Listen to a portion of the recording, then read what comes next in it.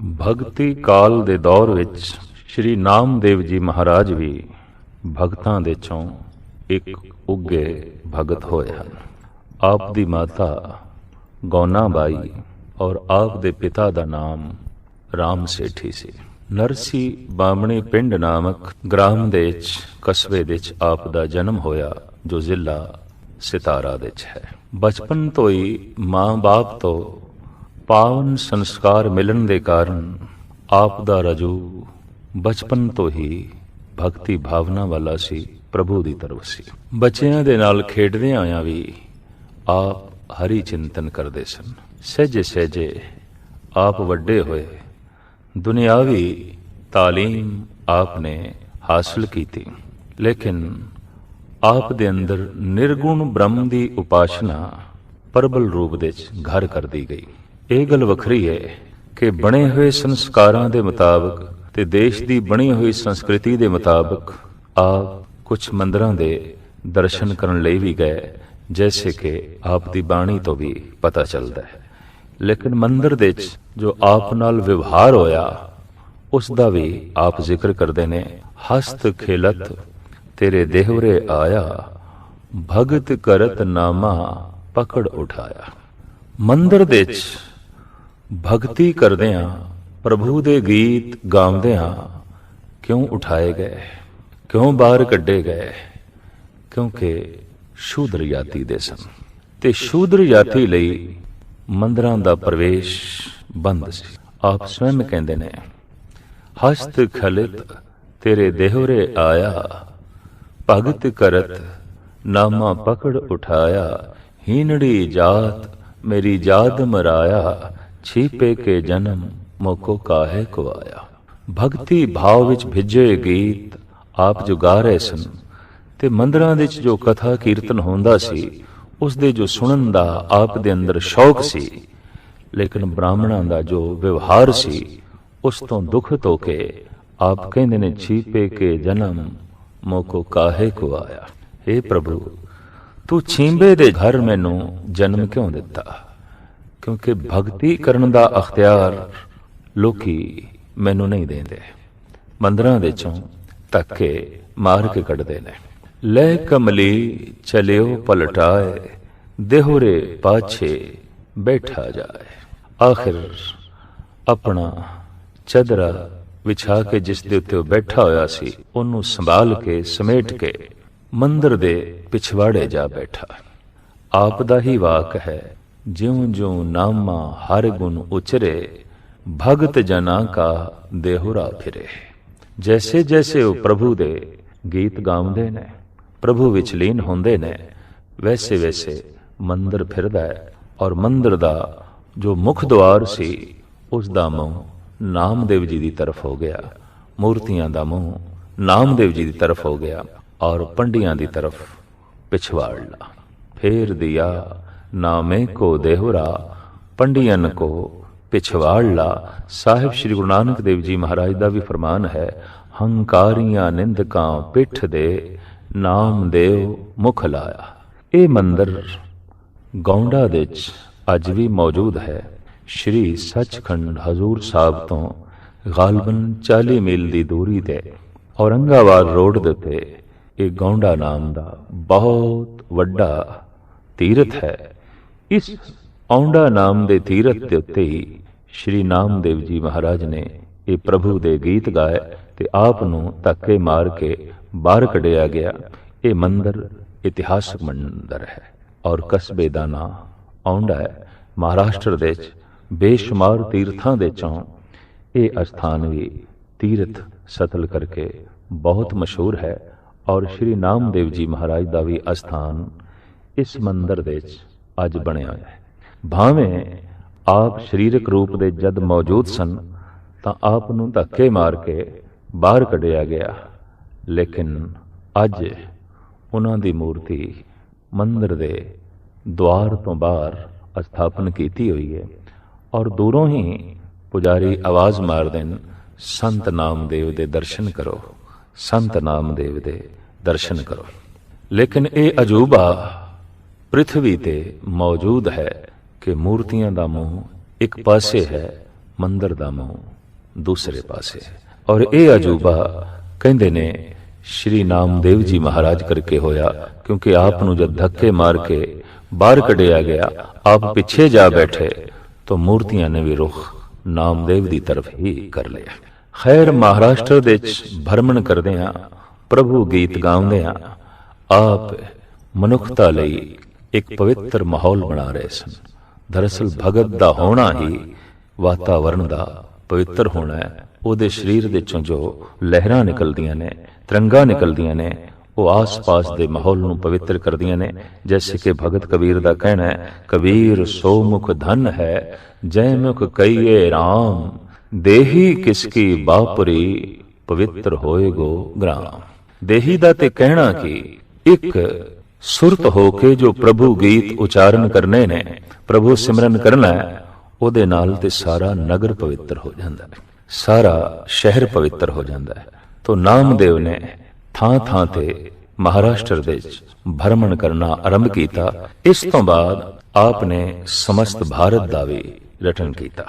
ਦਿੱਲੀ ਦੇ ਜਦ ਆਪ ਆਏ ਤੇ ਆਪ ਦੇ ਭਗਤੀ ਭਾਵ ਦੇ ਸੰਗੀਤ ਨੇ ਜਦ ਸਰੋਤਿਆਂ ਦੇ ਮਨਾਂ ਤੇ ਆਪਣਾ ਪ੍ਰਭਾਵ ਪਾਇਆ ਤੇ ਆਪ ਦੇ ਆਲੇ ਦੁਆਲੇ ਬਹੁਤੀ ਭੀੜ ਇਕੱਠੀ ਹੋਈ, ਤਾਂ ਉਹ ਪੁਰਾਣਾ ਝਗੜਾ ਸ਼ੁਰੂ ਹੋ ਗਿਆ, ਜਿਹਨੂੰ ਕਹਿੰਦੇ ਨੇ ਸੱਤ ਤੇ ਸਤਾ ਦਾ ਝਗੜਾ। ਵਕਤ ਦੇ ਸੁਲਤਾਨ ਸਿਕੰਦਰ ਲੋਧੀ ਨੂੰ ਇਹ ਗੱਲ ਰਾਸ ਨਹੀਂ ਆਈ ਕਿ ਇੱਕ ਵਿਅਕਤੀ ਦੇ ਪਿੱਛੇ ਇਤਨੀ ਭੀੜ, ਇਤਨਾ ਇਕੱਠ। ਇਸ ਤੋਂ ਸਤਾਧਾਰੀ ਕਈ ਦਫਾ ਖਤਰਾ ਮਹਿਸੂਸ ਕਰਦੇ ਨੇ ਕਿ ਇੱਕ ਵਿਅਕਤੀ ਦੇ ਪਿੱਛੇ ਇਤਨੀ ਭੀੜ ਕਿਉਂ ਹੈ, ਤੇ ਇਹ ਭੀੜ ਕਿਸੇ ਵਕਤ ਸਾਡੇ ਲਈ ਦੁਖਦਾਈ ਸਾਬਤ ਨਾ ਹੋਵੇ। ਲਿਹਾਜ਼ਾ ਸ਼੍ਰੀ ਨਾਮਦੇਵ ਜੀ ਮਹਾਰਾਜ ਨੂੰ ਪਕੜ ਕੇ ਹਿਰਾਸਤ ਵਿੱਚ ਲੈ ਲਿਆ ਗਿਆ ਔਰ ਸੁਲਤਾਨ ਨੇ ਕਿਹਾ ਕਿ ਮੇਰੇ ਘਰ ਦੀ ਇਹ ਕਪਲਾ ਗਊ ਮਰ ਗਈ ਹੈ, ਇਸ ਨੂੰ ਤੂੰ ਆਪਣੀ ਸ਼ਕਤੀ ਨਾਲ ਜਿਵਾ ਦੇ ਤੇ ਤੈਨੂੰ ਛੱਡਾਂਗਾ, ਵਰਨਾ ਨਹੀਂ। ਤੋ ਨਾਮਦੇਵ ਜੀ ਮਹਾਰਾਜ ਕਹਿੰਦੇ ਨੇ ਇਹ ਜਨਮ ਤੇ ਮਰਨ ਪ੍ਰਭੂ ਦੇ ਹੱਥ 'ਚ ਹੈ। ਹਮਰਾ ਕੀਆ ਕਛੂ ਨਾ ਹੋਏ, ਕਰ ਹੈ ਰਾਮ ਹੋਏ ਹੈ ਸੋਏ। ਇਹ ਜਨਮ ਤੇ ਮਰਨ ਰਾਮ ਦੇ ਹੱਥ ਦੇ 'ਚ ਹੈ, ਨਾ ਕਿ ਮੇਰੇ ਹੱਥ ਦੇ 'ਚ ਹੈ। ਸੁਲਤਾਨ ਕ੍ਰੋਧ ਦੇ 'ਚ ਆਇਆ, ਗੁੱਸੇ ਦੇ 'ਚ ਆਇਆ ਔਰ ਜੇਲ੍ਹ ਦੇ 'ਚ ਨਾਮਦੇਵ ਜੀ ਮਹਾਰਾਜ ਨੂੰ ਬੰਦ ਕਰ ਦਿੱਤਾ ਗਿਆ। ਦਿੱਲੀ ਦੇ ਪਤਵੰਤਿਆਂ ਨੇ ਆਖਿਰ ਸੋਚਿਆ ਕਿ ਕੀਮਤੀ ਇਨਸਾਨ ਹੈ, ਭਗਤ ਹੈ, ਔਰ ਐਸਾ ਨਾ ਹੋਵੇ ਕਿ ਰਾਜ ਹੱਟ ਦੇ ਸਾਹਮਣੇ ਇਸ ਦੀ ਕੀਮਤੀ ਜਾਨ ਚਲੀ ਜਾਏ। ਤੋ ਸਾਰੇ ਪਤਵੰਤੇ ਸੁਲਤਾਨ ਨੂੰ ਸਮਝਾਉਣ ਲਈ ਗਏ। ਜਦ ਵੀ ਕਦੀ ਰਾਜ ਹੱਟ ਤੇ ਭਗਤੀ ਦਾ ਹੱਥ ਆਪਸ ਵਿੱਚ ਟਕਰਾਉਂਦਾ ਹੈ, ਤੋ ਵਾਕਈ ਰਾਜ ਹੱਟ ਲਈ ਇੱਕ ਕਿਆਮਤ ਹੀ ਨਾਜ਼ਲ ਹੁੰਦੀ ਹੈ। ਐਸਾ ਆਦਿ ਕਾਲ ਤੋਂ ਚੱਲਿਆ ਆ ਰਿਹਾ। ਭਗਤ ਹੱਟ ਕਰਦਾ ਹੈ ਆਪਣੀ ਸਚਾਈ ਤੇ, ਪਰ ਸਤਾਧਾਰੀ ਹੱਟ ਕਰਦਾ ਹੈ ਆਪਣੀ ਸਤਾ ਤੇ, ਆਪਣੀ ਝੂਠ ਤੇ। ਜੈਸੇ ਕਿ ਗੁਰੂ ਗੋਬਿੰਦ ਸਿੰਘ ਜੀ ਮਹਾਰਾਜ ਵੀ ਕਹਿੰਦੇ ਨੇ, ਤੁਰਾ ਤਰਕ ਤਾਜ਼ੀ ਬ ਮਕਰੋ ਰਾਇਆ, ਮਰਾ ਚਾਰਾ ਸਾਜੀ ਬ ਸਿਦਕੋ ਸਫਾ। ਮੈਂ ਸਿਦਕ ਤੇ ਖੜਾ, ਸਚਾਈ ਤੇ ਖੜਾ, ਸਫਾਈ ਤੇ ਖੜਾ। ਐ ਸੁਲਤਾਨ ਤੂੰ ਝੂਠ ਤੇ ਖੜਾ ਹੈ, ਫਰੇਬ ਤੇ ਖੜਾ ਹੈ। ਫਰੇਬ ਤੇ ਖੜਾ ਤੂੰ ਇਸ ਤੋਂ ਅਗਾਂਹ ਪਿਛਾਂ ਨਹੀਂ ਹੋਣਾ ਚਾਹੁੰਦਾ, ਇਹ ਤੇਰਾ ਹੱਟ ਹੈ। ਪਰ ਸੱਚ ਤੇ ਮੈਂ ਖੜਾ, ਮੈਂ ਵੀ ਇਧਰ ਉਧਰ ਨਹੀਂ ਹੋਣਾ ਚਾਹੁੰਦਾ, ਇਹ ਮੇਰਾ ਹੱਟ ਹੈ। ਸੱਤ ਤੇ ਸਤਾਧਾਰੀਆਂ ਦੀ ਆਦ ਕਾਲ ਤੋਂ ਹੀ ਨਹੀਂ ਬਣੀ। ਸਤਾਧਾਰੀ ਸਤਵਾਦੀਆਂ ਦੇ ਗੁਣ, ਉਹਨਾਂ ਦੇ ਆਲੇ ਦੁਆਲੇ ਸ਼ਰਧਾਲੂਆਂ ਦੀ ਭੀੜ ਨੂੰ ਵੇਖ ਕੇ ਔਖੇ ਹੁੰਦੇ ਰਹੇ ਨੇ, ਤੇ ਸਤਵਾਦੀ ਸਤਾਧਾਰੀਆਂ ਦੇ ਝੂਠ ਨਾਲ ਕਦੀ ਸਹਿਮਤ ਨਹੀਂ ਹੁੰਦੇ ਰਹੇ। ਤੋ ਨਾਮਦੇਵ ਵੀ ਸਹਿਮਤ ਨਾ ਹੋਏ। ਸੁਲਤਾਨ ਨੇ ਕਹਿ ਦਿੱਤਾ, ਨਾਮਦੇਵ ਨੂੰ ਕਰੜੀ ਤੋਂ ਕਰੜੀ ਸਜ਼ਾ ਦੇਵਾਂਗੇ। ਲੇਕਿਨ ਜਦ ਦਿੱਲੀ ਦੇ ਪਤਵੰਤੇ ਸੁਲਤਾਨ ਦੇ ਕੋਲ ਪਹੁੰਚੇ ਤੇ ਕਹਿਣ ਲੱਗੇ, ਇਹ ਕੀਮਤੀ ਮਨੁੱਖ ਹੈ, ਇਸ ਦੀ ਹੋਂਦ ਮਨੁੱਖਤਾ ਦੀ ਤਾਮੀਰ ਵਿੱਚ ਸਹਾਇਕ ਹੁੰਦੀ ਹੈ, ਮਦਦਗਾਰ ਹੁੰਦੀ ਹੈ। ਇਹ ਤੇ ਚੰਦਨ ਦਾ ਬ੍ਰਿਕਸ਼ ਹੈ, ਚੱਲਦਾ ਫਿਰਦਾ, ਖੁਸ਼ਬੂਆਂ ਵੰਡਦਾ ਹੈ, ਸੀਤਲਤਾ ਵੰਡਦਾ ਹੈ, ਇਹਨੂੰ ਛੋੜ ਦਿਓ। ਸੁਲਤਾਨ ਕਹਿੰਦੇ ਨੇ ਮੈਂ ਕਿਸੇ ਕੀਮਤ ਤੇ ਵੀ ਨਹੀਂ ਛੱਡਣਾ, ਇੱਕੋ ਹੀ ਸ਼ਰਤ ਹੈ, ਮੋਈ ਹੋਈ ਗਊ ਇਹ ਜਵਾ ਦੇਵੇ। ਪਰ ਮੋਈ ਹੋਈ ਗਊ ਨੂੰ ਜਵਾਨ ਤੋਂ ਨਾਮਦੇਵ ਨੇ ਇਨਕਾਰ ਕੀਤਾ ਹੈ। ਦਿੱਲੀ ਦੇ ਧਨਾੜ ਸੇਠਾਂ ਨੇ, ਭਗਤਾਂ ਨੇ ਆਖਰ ਸੁਲਤਾਨ ਨੂੰ ਕਿਹਾ ਕਿ ਨਾਮਦੇਵ ਦੇ ਸਰੀਰ ਦਾ ਜੋ ਵਜ਼ਨ ਹੈ, ਇਤਨੇ ਵਜ਼ਨ ਦਾ ਸਾਡੇ ਕੋਲ ਸੋਨਾ ਲੈ ਲਓ, ਚਾਂਦੀ ਲੈ ਲਓ, ਨਾਮਦੇਵ ਨੂੰ ਛੱਡ ਦਿਓ। ਤਾਂ ਸੁਲਤਾਨ ਕਹਿੰਦਾ ਮਾਲ ਲਓ ਤਾਂ ਦੋਜ਼ਖ ਭਰੋ, ਮੈਂ ਦੋਜ਼ਖਾਂ ਦੇ ਚ ਨਹੀਂ ਜਾਣਾ, ਮੈਂ ਧਨ ਮਾਲ ਲੈ ਕੇ ਇਸ ਕਾਫਰ ਨੂੰ ਨਹੀਂ ਛੱਡਣਾ। ਤੋ ਸਾਰੇ ਪਤਵੰਤੇ ਹੱਥ ਜੋੜ ਕੇ ਸੁਲਤਾਨ ਨੂੰ ਕਹਿੰਦੇ ਨੇ ਮੋਈ ਹੋਈ ਗਊ ਨਾਮਦੇਵ ਨਹੀਂ ਜਵਾਣਾ ਚਾਹੁੰਦੇ, ਧਨ ਮਾਲ ਤੁਸੀਂ ਨਹੀਂ ਲੈਣਾ ਚਾਹੁੰਦੇ, ਤਾਂ ਕੋਈ ਤੀਸਰਾ ਤਰੀਸਾ ਕੱਢੋ, ਕੋਈ ਤੀਸਰਾ ਮਾਰਗ ਕੱਢੋ ਤਾਂ ਕਿ ਨਾਮਦੇਵ ਦੀ ਬੰਦ ਖਲਾਸੀ ਹੋ ਸਕੇ। ਤਾਂ ਤੀਸਰਾ ਤਰੀਕਾ ਸੁਲਤਾਨ ਨੇ ਕਿਹਾ ਇੱਕੋ ਹੀ ਹੈ, ਇਹ ਰਾਮ ਕਹਿਣਾ ਛੱਡ ਦੇਵੇ, ਇਹ ਖੁਦਾ ਖੁਦਾ ਦਾ ਰਟਨ ਕਰੇ। ਨਾਮਦੇਵ ਨੂੰ ਜਦ ਇਹ ਗੱਲ ਆਖੀ ਗਈ ਤਾਂ ਕਹਿਣ ਲੱਗੇ ਨਹੀਂ, ਮੈਂ ਆਪਣੇ ਹੱਠ ਤੇ ਕਾਇਮ ਹਾਂ। ਉਸ ਸਮੇਂ ਭਰਮਣ ਦੇ ਵਿੱਚ ਨਾਮਦੇਵ ਜੀ ਦੀ ਮਾਤਾ ਵੀ ਨਾਮਦੇਵ ਜੀ ਦੇ ਨਾਲ ਸਨ, ਤੇ ਮਾਂ ਨੇ ਕਹਿ ਦਿੱਤਾ ਛੋੜ ਰਾਮ ਕੀ ਨਾ ਭਜੇ ਖੁਦਾਏ, ਛੱਡ ਜਾਨ ਬਚਦੀ ਹੈ, ਖੁਦਾ ਖੁਦਾ ਕਹਿਣਾ ਆਰੰਭ ਕਰ। ਨਾਮਦੇਵ ਕਹਿੰਦੇ ਨਹੀਂ, ਮੈਂ ਐਸਾ ਨਹੀਂ ਕਰਨਾ, ਕਤਈ ਨਹੀਂ ਕਰਨਾ। ਤੇ ਮਾਂ ਕਹਿਣ ਲੱਗੀ ਮੈਂ ਤੇ ਕਈ ਦਫਾ ਤੇਰੀ ਜ਼ਬਾਨ ਤੋਂ ਅੱਲਾ ਦੀ ਧੁਨੀ ਸੁਣੀ ਹੈ, ਖੁਦਾ ਦੇ ਗੀਤ ਸੁਣੇ ਨੇ, ਤੇ ਤੂੰ ਆਪ ਹੀ ਤੇ ਕਹਿੰਦਾ ਰਿਹਾ ਰਾਮ ਤੇ ਖੁਦਾ ਦੇ ਵਿੱਚ ਕੋਈ ਭੇਦ ਨਹੀਂ ਹੈ, ਔਰ ਤੂੰ ਐਸੇ ਗੀਤ ਗਾਉਂਦਾ ਰਿਹਾ। ਨਾਮਦੇਵ ਜੀ ਮਹਾਰਾਜ ਦਾ ਐਸਾ ਇੱਕ ਪਾਵਨ ਪਵਿੱਤਰ ਵਾਕ ਗੁਰੂ ਗ੍ਰੰਥ ਸਾਹਿਬ ਜੀ ਮਹਾਰਾਜ ਦੇ ਵਿੱਚ ਮੌਜੂਦ ਹੈ, ਮੈਂ ਅੰਧ ਲੈ ਕੀ ਟੇਕ ਤੇਰਾ ਨਾਮ ਖੁੰਦਕਾਰਾ, ਮੈਂ ਗਰੀਬ ਮੈਂ ਮਸਕੀਨ ਤੇਰਾ ਨਾਮ ਹੈ ਆਧਾਰਾ, ਕਰੀਮਾ ਰਹੀਮਾ ਅੱਲਾਹ ਤੂੰ ਗਨੀ। ਇਹ ਸ਼ਬਦ ਨਾਮਦੇਵ ਜੀ ਮਹਾਰਾਜ ਦਾ, ਕਰੀਮਾ ਰਹੀਮਾ ਅੱਲਾਹ ਤੂੰ ਗਨੀ, ਹਾਜ਼ਰਾ ਹਜ਼ੂਰ ਦਰਪੇਸ਼ ਤੋ ਮਨੀ, ਦਰਿਆਓ ਤੂੰ ਦਹਿੰਦ ਤੂੰ ਬਿਸਿਆਰ ਤੂੰ ਧਨੀ, ਦੇਹ ਲੇਹ ਏਕ ਤੂੰ ਦਿਗਰ ਕੋ ਨਹੀਂ, ਤੂੰ ਦਾਨਾ ਤੂੰ ਬੀਨਾ ਮੈਂ ਵਿਚਾਰ ਕਿਆ ਕਰੀ, ਨਾਮੇ ਚੇ ਸੁਆਮੀ ਬਖਸ਼ਿੰਦ ਤੋਂ ਹਰੀ। ਇਹਦੇ ਚ ਜਿਤਨੇ ਵੀ ਨਾਮਦੇਵ ਜੀ ਮਹਾਰਾਜ ਨੇ ਉਚਾਰਨ ਕੀਤੇ ਨੇ ਕਰੀਬਨ ਇਸਲਾਮੀ ਨੇ, ਕਰੀਮਾ ਰਹੀਮਾ ਅੱਲਾਹ ਤੂੰ ਗਨੀ, ਹਾਜ਼ਰਾ ਹਜ਼ੂਰ ਦਰਪੇਸ਼ ਤੋ ਮਨੀ। ਤੋ ਇਹ ਸਾਰੇ ਨਾਮ ਇਸਲਾਮੀ ਨੇ। ਮਾਂ ਨੇ ਕਿਹਾ ਤੂੰ ਤੇ ਕਈ ਦਫਾ ਅੱਲਾ ਅੱਲਾ ਦੀ ਧੁਨ ਰਟਦਾ ਹੈ, ਕਈ ਦਫਾ ਕਰੀਮ ਕਰੀਮ ਰਹੀਮ ਰਹੀਮ ਕਰਕੇ ਉਚਾਰਨ ਕਰਦਾ, ਅੱਜ ਕੀ ਹੈ, ਅੱਜ ਕਹਿ ਦੇ ਜਾਨ ਬਖਸ਼ੀ ਹੋ ਜਾਏਗੀ। ਤੋ ਸ਼੍ਰੀ ਨਾਮਦੇਵ ਜੀ ਮਹਾਰਾਜ ਆਪਣੀ ਮਾਤਾ ਨੂੰ ਕਹਿੰਦੇ ਨੇ ਉਦੋਂ ਜਦ ਮੈਂ ਅੱਲਾ ਦਾ ਨਾਂ ਉਚਾਰਨ ਕਰਦਾ ਆਪਣੀ ਮੌਜ ਦੇ ਵਿੱਚ, ਆਪਣੀ ਮਸਤੀ ਦੇ ਵਿੱਚ, ਲੇਕਿਨ ਅੱਜ ਆਖਾਂਗਾ ਤੇ ਮਜਬੂਰੀ ਦੇ ਵਿੱਚ। ਜੇ ਅੱਜ ਆਖਾਂਗਾ ਤਾਂ ਜਬਰ ਹੇਠ, ਅੱਜ ਆਖਾਂਗਾ ਤਾਂ ਦਬਾਅ ਹੇਠ, ਤੋ ਦਬਾਅ ਹੇਠ ਕਹਿਣ ਵਾਸਤੇ ਮੈਂ ਤਿਆਰ ਨਹੀਂ, ਦਬਾਅ ਦੇ ਵਿੱਚ ਆ ਕੇ ਤੇ ਮੈਂ ਰਾਮ ਕਹਿਣ ਨੂੰ ਵੀ ਤਿਆਰ ਨਹੀਂ। ਮੈਂ ਖੁਦਾ ਕਿਸ ਤਰ੍ਹਾਂ ਆਖਾਂਗਾ, ਮੌਜ ਨਾਲ ਕਹਿਣਾ, ਮਸਤੀ ਨਾਲ ਕਹਿਣਾ, ਲਿਹਾਜ਼ਾ ਮੈਂ ਐਸਾ ਨਹੀਂ ਕਰਾਂਗਾ। ਕਹਿੰਦੇ ਨੇ ਕਿ ਸਾਤ ਘੜੀ ਜਬ ਬੀਤੀ ਸੁਣੀ, ਅਜੂ ਨਾ ਆਏ ਤ੍ਰਿਭੁਵਨ ਧਨੀ। ਨਾਮਦੇਵ ਜੀ ਮਹਾਰਾਜ ਨੇ ਪ੍ਰਾਰਥਨਾ ਕੀਤੀ, हे ਪ੍ਰਭੂ ਮੈਂ ਆਪਣਾ ਫੈਸਲਾ ਤੇਰੇ ਹੱਥ ਛੋੜਦਾ, ਜੋ ਤੇਰੀ ਮਰਜ਼ੀ। ਪ੍ਰਭ ਆਪਣੀ ਵਡਿਆਈ ਚਾਹੁੰਦਾ ਜਨ ਕਾ ਜੈਕਾਰ ਕਰਾਈ, ਐਸਾ ਹੋ ਜਾਂਦਾ ਹੈ। ਕਈ ਦਫਾ ਪ੍ਰਭੂ ਦੀ ਵਡਿਆਈ ਭਗਤਾਂ ਦੇ ਜੈ ਜੈਕਾਰ ਤੋਂ ਪ੍ਰਗਟ ਹੁੰਦੀ ਹੈ, ਸੰਤਾਂ ਦੇ ਜੈ ਜੈਕਾਰ ਤੋਂ ਪ੍ਰਗਟ ਹੁੰਦੀ ਹੈ। ਕਹਿੰਦੇ ਨੇ ਮੋਈ ਹੋਈ ਗਊ ਉੱਠ ਖੜੋਈ ਔਰ ਬਾਦਸ਼ਾਹ ਦੇ ਪੇਟ ਦੇ ਸੂਲ ਪੈ ਗਏ, ਦਰਦ ਹੋਣਾ ਸ਼ੁਰੂ ਹੋਇਆ। ਇਧਰ ਮੋਈ ਹੋਈ ਗਊ ਜਦ ਜ਼ਿੰਦਾ ਹੋਈ ਇਸ ਕਰਾਮਾਤ ਨੂੰ ਵੇਖਿਆ, ਦੂਸਰੇ ਪਾਸੇ ਸਰੀਰ ਦੇ ਵਿੱਚ ਅਥਾਹ ਪੀੜਾ ਨੂੰ ਵੇਖਿਆ ਤਾਂ ਆਪਣੀ ਕਰਨੀ ਤੇ ਸ਼ਰਮਸਾਰ ਹੋਇਆ, ਪਛਤਾਵਾ ਪੈਦਾ ਹੋਇਆ। ਆ ਕੇ ਨਾਮਦੇਵ ਦੀ ਕਦਮ ਬੋਸੀ ਕੀਤੀ। ਨਾਮਦੇਵ ਦੇ ਕਦਮਾਂ ਤੇ ਆ ਕੇ ਮੱਥਾ ਟੇਕਿਆ। ਤਦੇ ਤੇ ਗੁਰੂ ਨਾਨਕ ਦੇਵ ਜੀ ਮਹਾਰਾਜ ਕਹਿੰਦੇ ਨੇ, ਹਰ ਜੁਗ ਜੁਗ ਭਗਤ ਉਪਾਇਆ, ਪੈਜ ਰਖਦਾ ਆਇਆ RAM ਰਾਜਾ।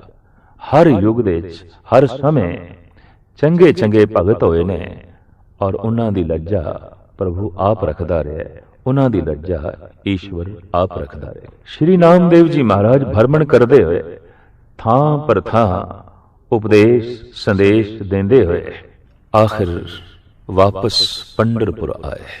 ਪੰਢਰਪੁਰ ਦੇ ਵਿੱਚ ਵੀ ਆਪ ਨਾਲ ਉਹੀ ਵਿਵਹਾਰ ਹੋਇਆ ਜੋ ਔਂਡੇ ਦੇ ਵਿੱਚ ਹੋਇਆ। ਕਿਉਂ ਕਿ ਪੰਢਰਪੁਰ ਦੇ ਵਸਨੀਕਾਂ ਨੂੰ ਵੀ ਪਤਾ ਸੀ ਕਿ ਆਪ ਜ਼ਾਤ ਦੇ ਛੀਂਬਾ ਨੇ, ਔਰ ਨਵੇਂ ਕੱਪੜਿਆਂ ਨੂੰ ਖੁੰਭ ਤੇ ਚਾੜ ਕੇ ਧੋ ਕੇ ਤੇ ਫਿਰ ਉਹਨਾਂ ਨੂੰ ਰੰਗਣਾ, ਇਹ ਨਾਮਦੇਵ ਦੀ ਕਿਰਤ ਸੀ, ਨਾਮਦੇਵ ਦਾ ਧੰਦਾ ਸੀ। ਲੇਕਿਨ ਭਗਤੀ ਭਾਵ ਦੇ ਗੀਤ ਇਸ ਢੰਗ ਨਾਲ ਚਾਰੋਂ ਪਾਸੇ ਖਿਲੇਰੇ ਕਿ ਪੰਢਰਪੁਰ ਦੇ ਵਸਨੀਕ ਆਪ ਦੀ ਪਰਿਕਰਮਾ ਕਰਨ ਲੱਗੇ, ਭੁੱਲ ਗਏ ਕਿ ਇਹ ਸ਼ੂਦਰ ਹੈ। ਆਖਿਰ ਤਾਰਕਿਕ ਪੁਰੋਹਿਤ ਲੋਕਾਂ ਨੇ, ਵਿਦਵਾਨਾਂ ਨੇ ਆਪ ਤੋਂ ਪੁੱਛਿਆ ਕਿ ਤੁਸੀਂ ਆਪਣਾ ਹਿਰਦਾ ਪ੍ਰਭੂ ਨਾਲ ਕਿਵੇਂ ਜੋੜਿਆ? ਕੀ ਯੁਕਤੀ ਹੈ, ਕੀ ਯੁਕਤੀ ਹੈ? ਆਖਿਰ ਢੰਗ ਕੀ ਵਰਤਿਆ ਹੈ? ਤੌਰ ਤਰੀਕਾ ਕੀ ਵਰਤਿਆ ਹੈ? ਤੌਰ ਤਰੀਕਾ ਕਬੀਰ ਤੋਂ ਵੀ ਕਿਸੇ ਵਕਤ ਪੁੱਛਿਆ ਗਿਆ ਸੀ, ਤਾਂ ਆਪ ਨੇ ਸਾਫ਼ ਕਹਿ ਦਿੱਤਾ ਸੀ, ਤਜ ਭਰਮ ਕਰਮ ਬਿਦ ਨਿਖੇਦ, RAM ਨਾਮ ਲੇਹੀ ਗੁਰ ਪ੍ਰਸਾਦ ਜਨ ਕਬੀਰ, RAM ਕਰ ਸਨਈ ਬਿਦ ਨਿਖੇਦ। ਬਿਧੀ ਨਿਸ਼ੇਦ, ਕੋਈ ਵਿਧੀ ਨਹੀਂ ਹੈ, ਕੋਈ ਢੰਗ ਨਹੀਂ ਹੈ। ਕਬੀਰ ਕਹਿੰਦੇ ਨੇ ਕੋਈ ਢੰਗ ਨਹੀਂ ਹੈ। ਭਰਿਆ ਹੋਇਆ ਠੰਡਾ ਪਾਣੀ ਦਾ ਗਿਲਾਸ ਮਨੁੱਖ ਦੇ ਅੱਗੋਂ ਰੱਖ ਦਈਏ ਤੇ ਉਹ ਪੀਣ ਦਾ ਢੰਗ ਪੁੱਛੇ, ਵਿਧੀ ਵਿਧਾਨ ਪੁੱਛੇ ਕਿ ਪੀਣ ਦਾ ਢੰਗ ਕੀ ਹੈ, ਵਿਧੀ ਕੀ ਹੈ, ਤਾਂ ਗੱਲ ਸਪਸ਼ਟ ਹੋ ਗਈ ਕਿ ਇਸ ਬੰਦੇ ਨੂੰ ਪਿਆਸ ਨਹੀਂ ਲੱਗੀ। 36 ਪ੍ਰਕਾਰ ਦਾ ਭੋਜਨ ਪਰੋਸ ਕੇ ਕਿਸੇ ਮਨੁੱਖ ਦੇ ਅੱਗੋਂ ਰੱਖ ਦਈਏ ਤੇ ਉਹ ਇਹ ਆਖੇ ਕਿ ਛਕਣ ਦਾ ਢੰਗ ਕੀ ਹੈ, ਭੋਜਨ ਕਰਨ ਦਾ ਢੰਗ ਕੀ ਹੈ, ਤੇ ਗੱਲ ਸਪਸ਼ਟ ਹੋ ਗਈ, ਇਸ ਨੂੰ ਭੁੱਖ ਨਹੀਂ ਲੱਗੀ। ਭੁੱਖੇ ਖਾਵਤ ਲਾਜ ਨਾ ਆਵੇ। ਭੁੱਖਾ ਮਨੁੱਖ ਢੰਗ ਨਹੀਂ ਪੁੱਛਦਾ ਹੁੰਦਾ, ਤੌਰ ਤਰੀਕਾ ਨਹੀਂ ਪੁੱਛਦਾ ਹੁੰਦਾ, ਉਹ ਛਕਣ ਲੱਗ ਪੈਂਦਾ, ਖਾਣ ਲੱਗ ਪੈਂਦਾ। ਢੰਗ ਤੌਰ ਤਰੀਕੇ ਦਾ ਪੁੱਛਣਾ ਹੀ ਇਸ ਗੱਲ ਦਾ ਸਬੂਤ ਹੈ ਕਿ ਇਸ ਨੂੰ ਭੁੱਖ ਨਹੀਂ ਲੱਗੀ। ਸ਼੍ਰੀ ਨਾਮਦੇਵ ਜੀ ਮਹਾਰਾਜ ਤੋਂ ਇਹ ਪੁੱਛ ਕੀਤੀ ਗਈ, ਢੰਗ ਕੀ ਹੈ, ਤੌਰ ਤਰੀਕਾ ਕੀ ਹੈ। ਕਬੀਰ ਕਹਿੰਦੇ, ਜਦ ਮਨੁੱਖ ਦੇ ਅੰਦਰ ਸਤਸੰਗ ਕਰਦਿਆਂ ਪਿਆਸ ਪੈਦਾ ਹੁੰਦੀ ਹੈ, ਭੁੱਖ ਪੈਦਾ ਹੁੰਦੀ ਹੈ, ਤੇ ਭੁੱਖ ਪੈਦਾ ਹੁੰਦਿਆਂ ਹੀ ਉਹ ਈਸ਼ਵਰ ਦੇ ਗੀਤ ਅਲਾਪਣ ਲੱਗ ਪੈਂਦਾ ਹੈ, ਉਹ ਈਸ਼ਵਰ ਦਾ ਨਾਮ ਉਚਾਰਨ ਕਰਨ ਲੱਗ ਪੈਂਦਾ ਹੈ। ਜੈਸੇ ਭੁੱਖ ਲੱਗੇ ਤੇ ਬੱਚਾ ਰੋਣ ਲੱਗ ਪੈਂਦਾ ਹੈ। ਸਤਸੰਗ ਦੇ ਵਿੱਚ ਬੈਠਦਿਆਂ ਬੈਠਦਿਆਂ ਜਦ ਸਤ ਦੀ ਭੁੱਖ ਪੈਦਾ ਹੁੰਦੀ ਹੈ ਤੇ ਰਸਨਾ ਆਪਣੇ ਆਪ ਹੀ ਸਤਨਾਮ ਸਤਨਾਮ ਉਚਾਰਨ ਕਰਨ ਲੱਗ ਪੈਂਦੀ ਹੈ। ਤਰੀਕਾ ਆਪ ਦੇ ਕੋਲ ਪੁੱਛਿਆ ਗਿਆ, ਦੱਸੋ ਨਾਮਦੇਵ, ਤੁਸੀਂ ਆਪਣਾ ਹਿਰਦਾ ਪਰਮਾਤਮਾ ਨਾਲ ਕਿਵੇਂ ਜੋੜਿਆ? ਆਖਿਰ ਇੱਕ ਨਿਯਮ ਹੈ ਕਿ ਦੋਹਾਂ ਨੂੰ ਜੋੜਨ ਲਈ ਤੀਸਰੇ ਦੀ ਲੋੜ ਪੈਂਦੀ ਹੈ। ਦੋ ਇੱਟਾਂ ਨੂੰ ਜੋੜਨਾ ਹੈ, ਗਾਰਾ ਚਾਹੀਦਾ ਹੈ। ਦੋ ਕਾਗਜ਼ ਜੋੜਨੇ ਨੇ, ਗੋਂਦ ਚਾਹੀਦੀ ਹੈ। ਦੋ ਕੱਪੜਿਆਂ ਨੂੰ ਜੋੜਨਾ ਹੈ, ਸੂਈ ਧਾਗਾ ਚਾਹੀਦਾ ਹੈ। ਦੋ ਲੱਕੜਾਂ ਨੂੰ ਜੋੜਨਾ ਹੈ, ਸਰੇਸ਼ ਚਾਹੀਦੀ ਹੈ। ਤੁਸੀਂ ਆਪਣਾ ਹਿਰਦਾ ਪ੍ਰਭੂ ਨਾਲ ਜੋੜਿਆ, ਕਿਵੇਂ ਜੋੜਿਆ? तो आप दा गुरु ग्रंथ साहब जी महाराज दे च बड़ा कीमती वाक है कि सोयने की सोई रुपए का धागा नामे का चित हरसों लागा।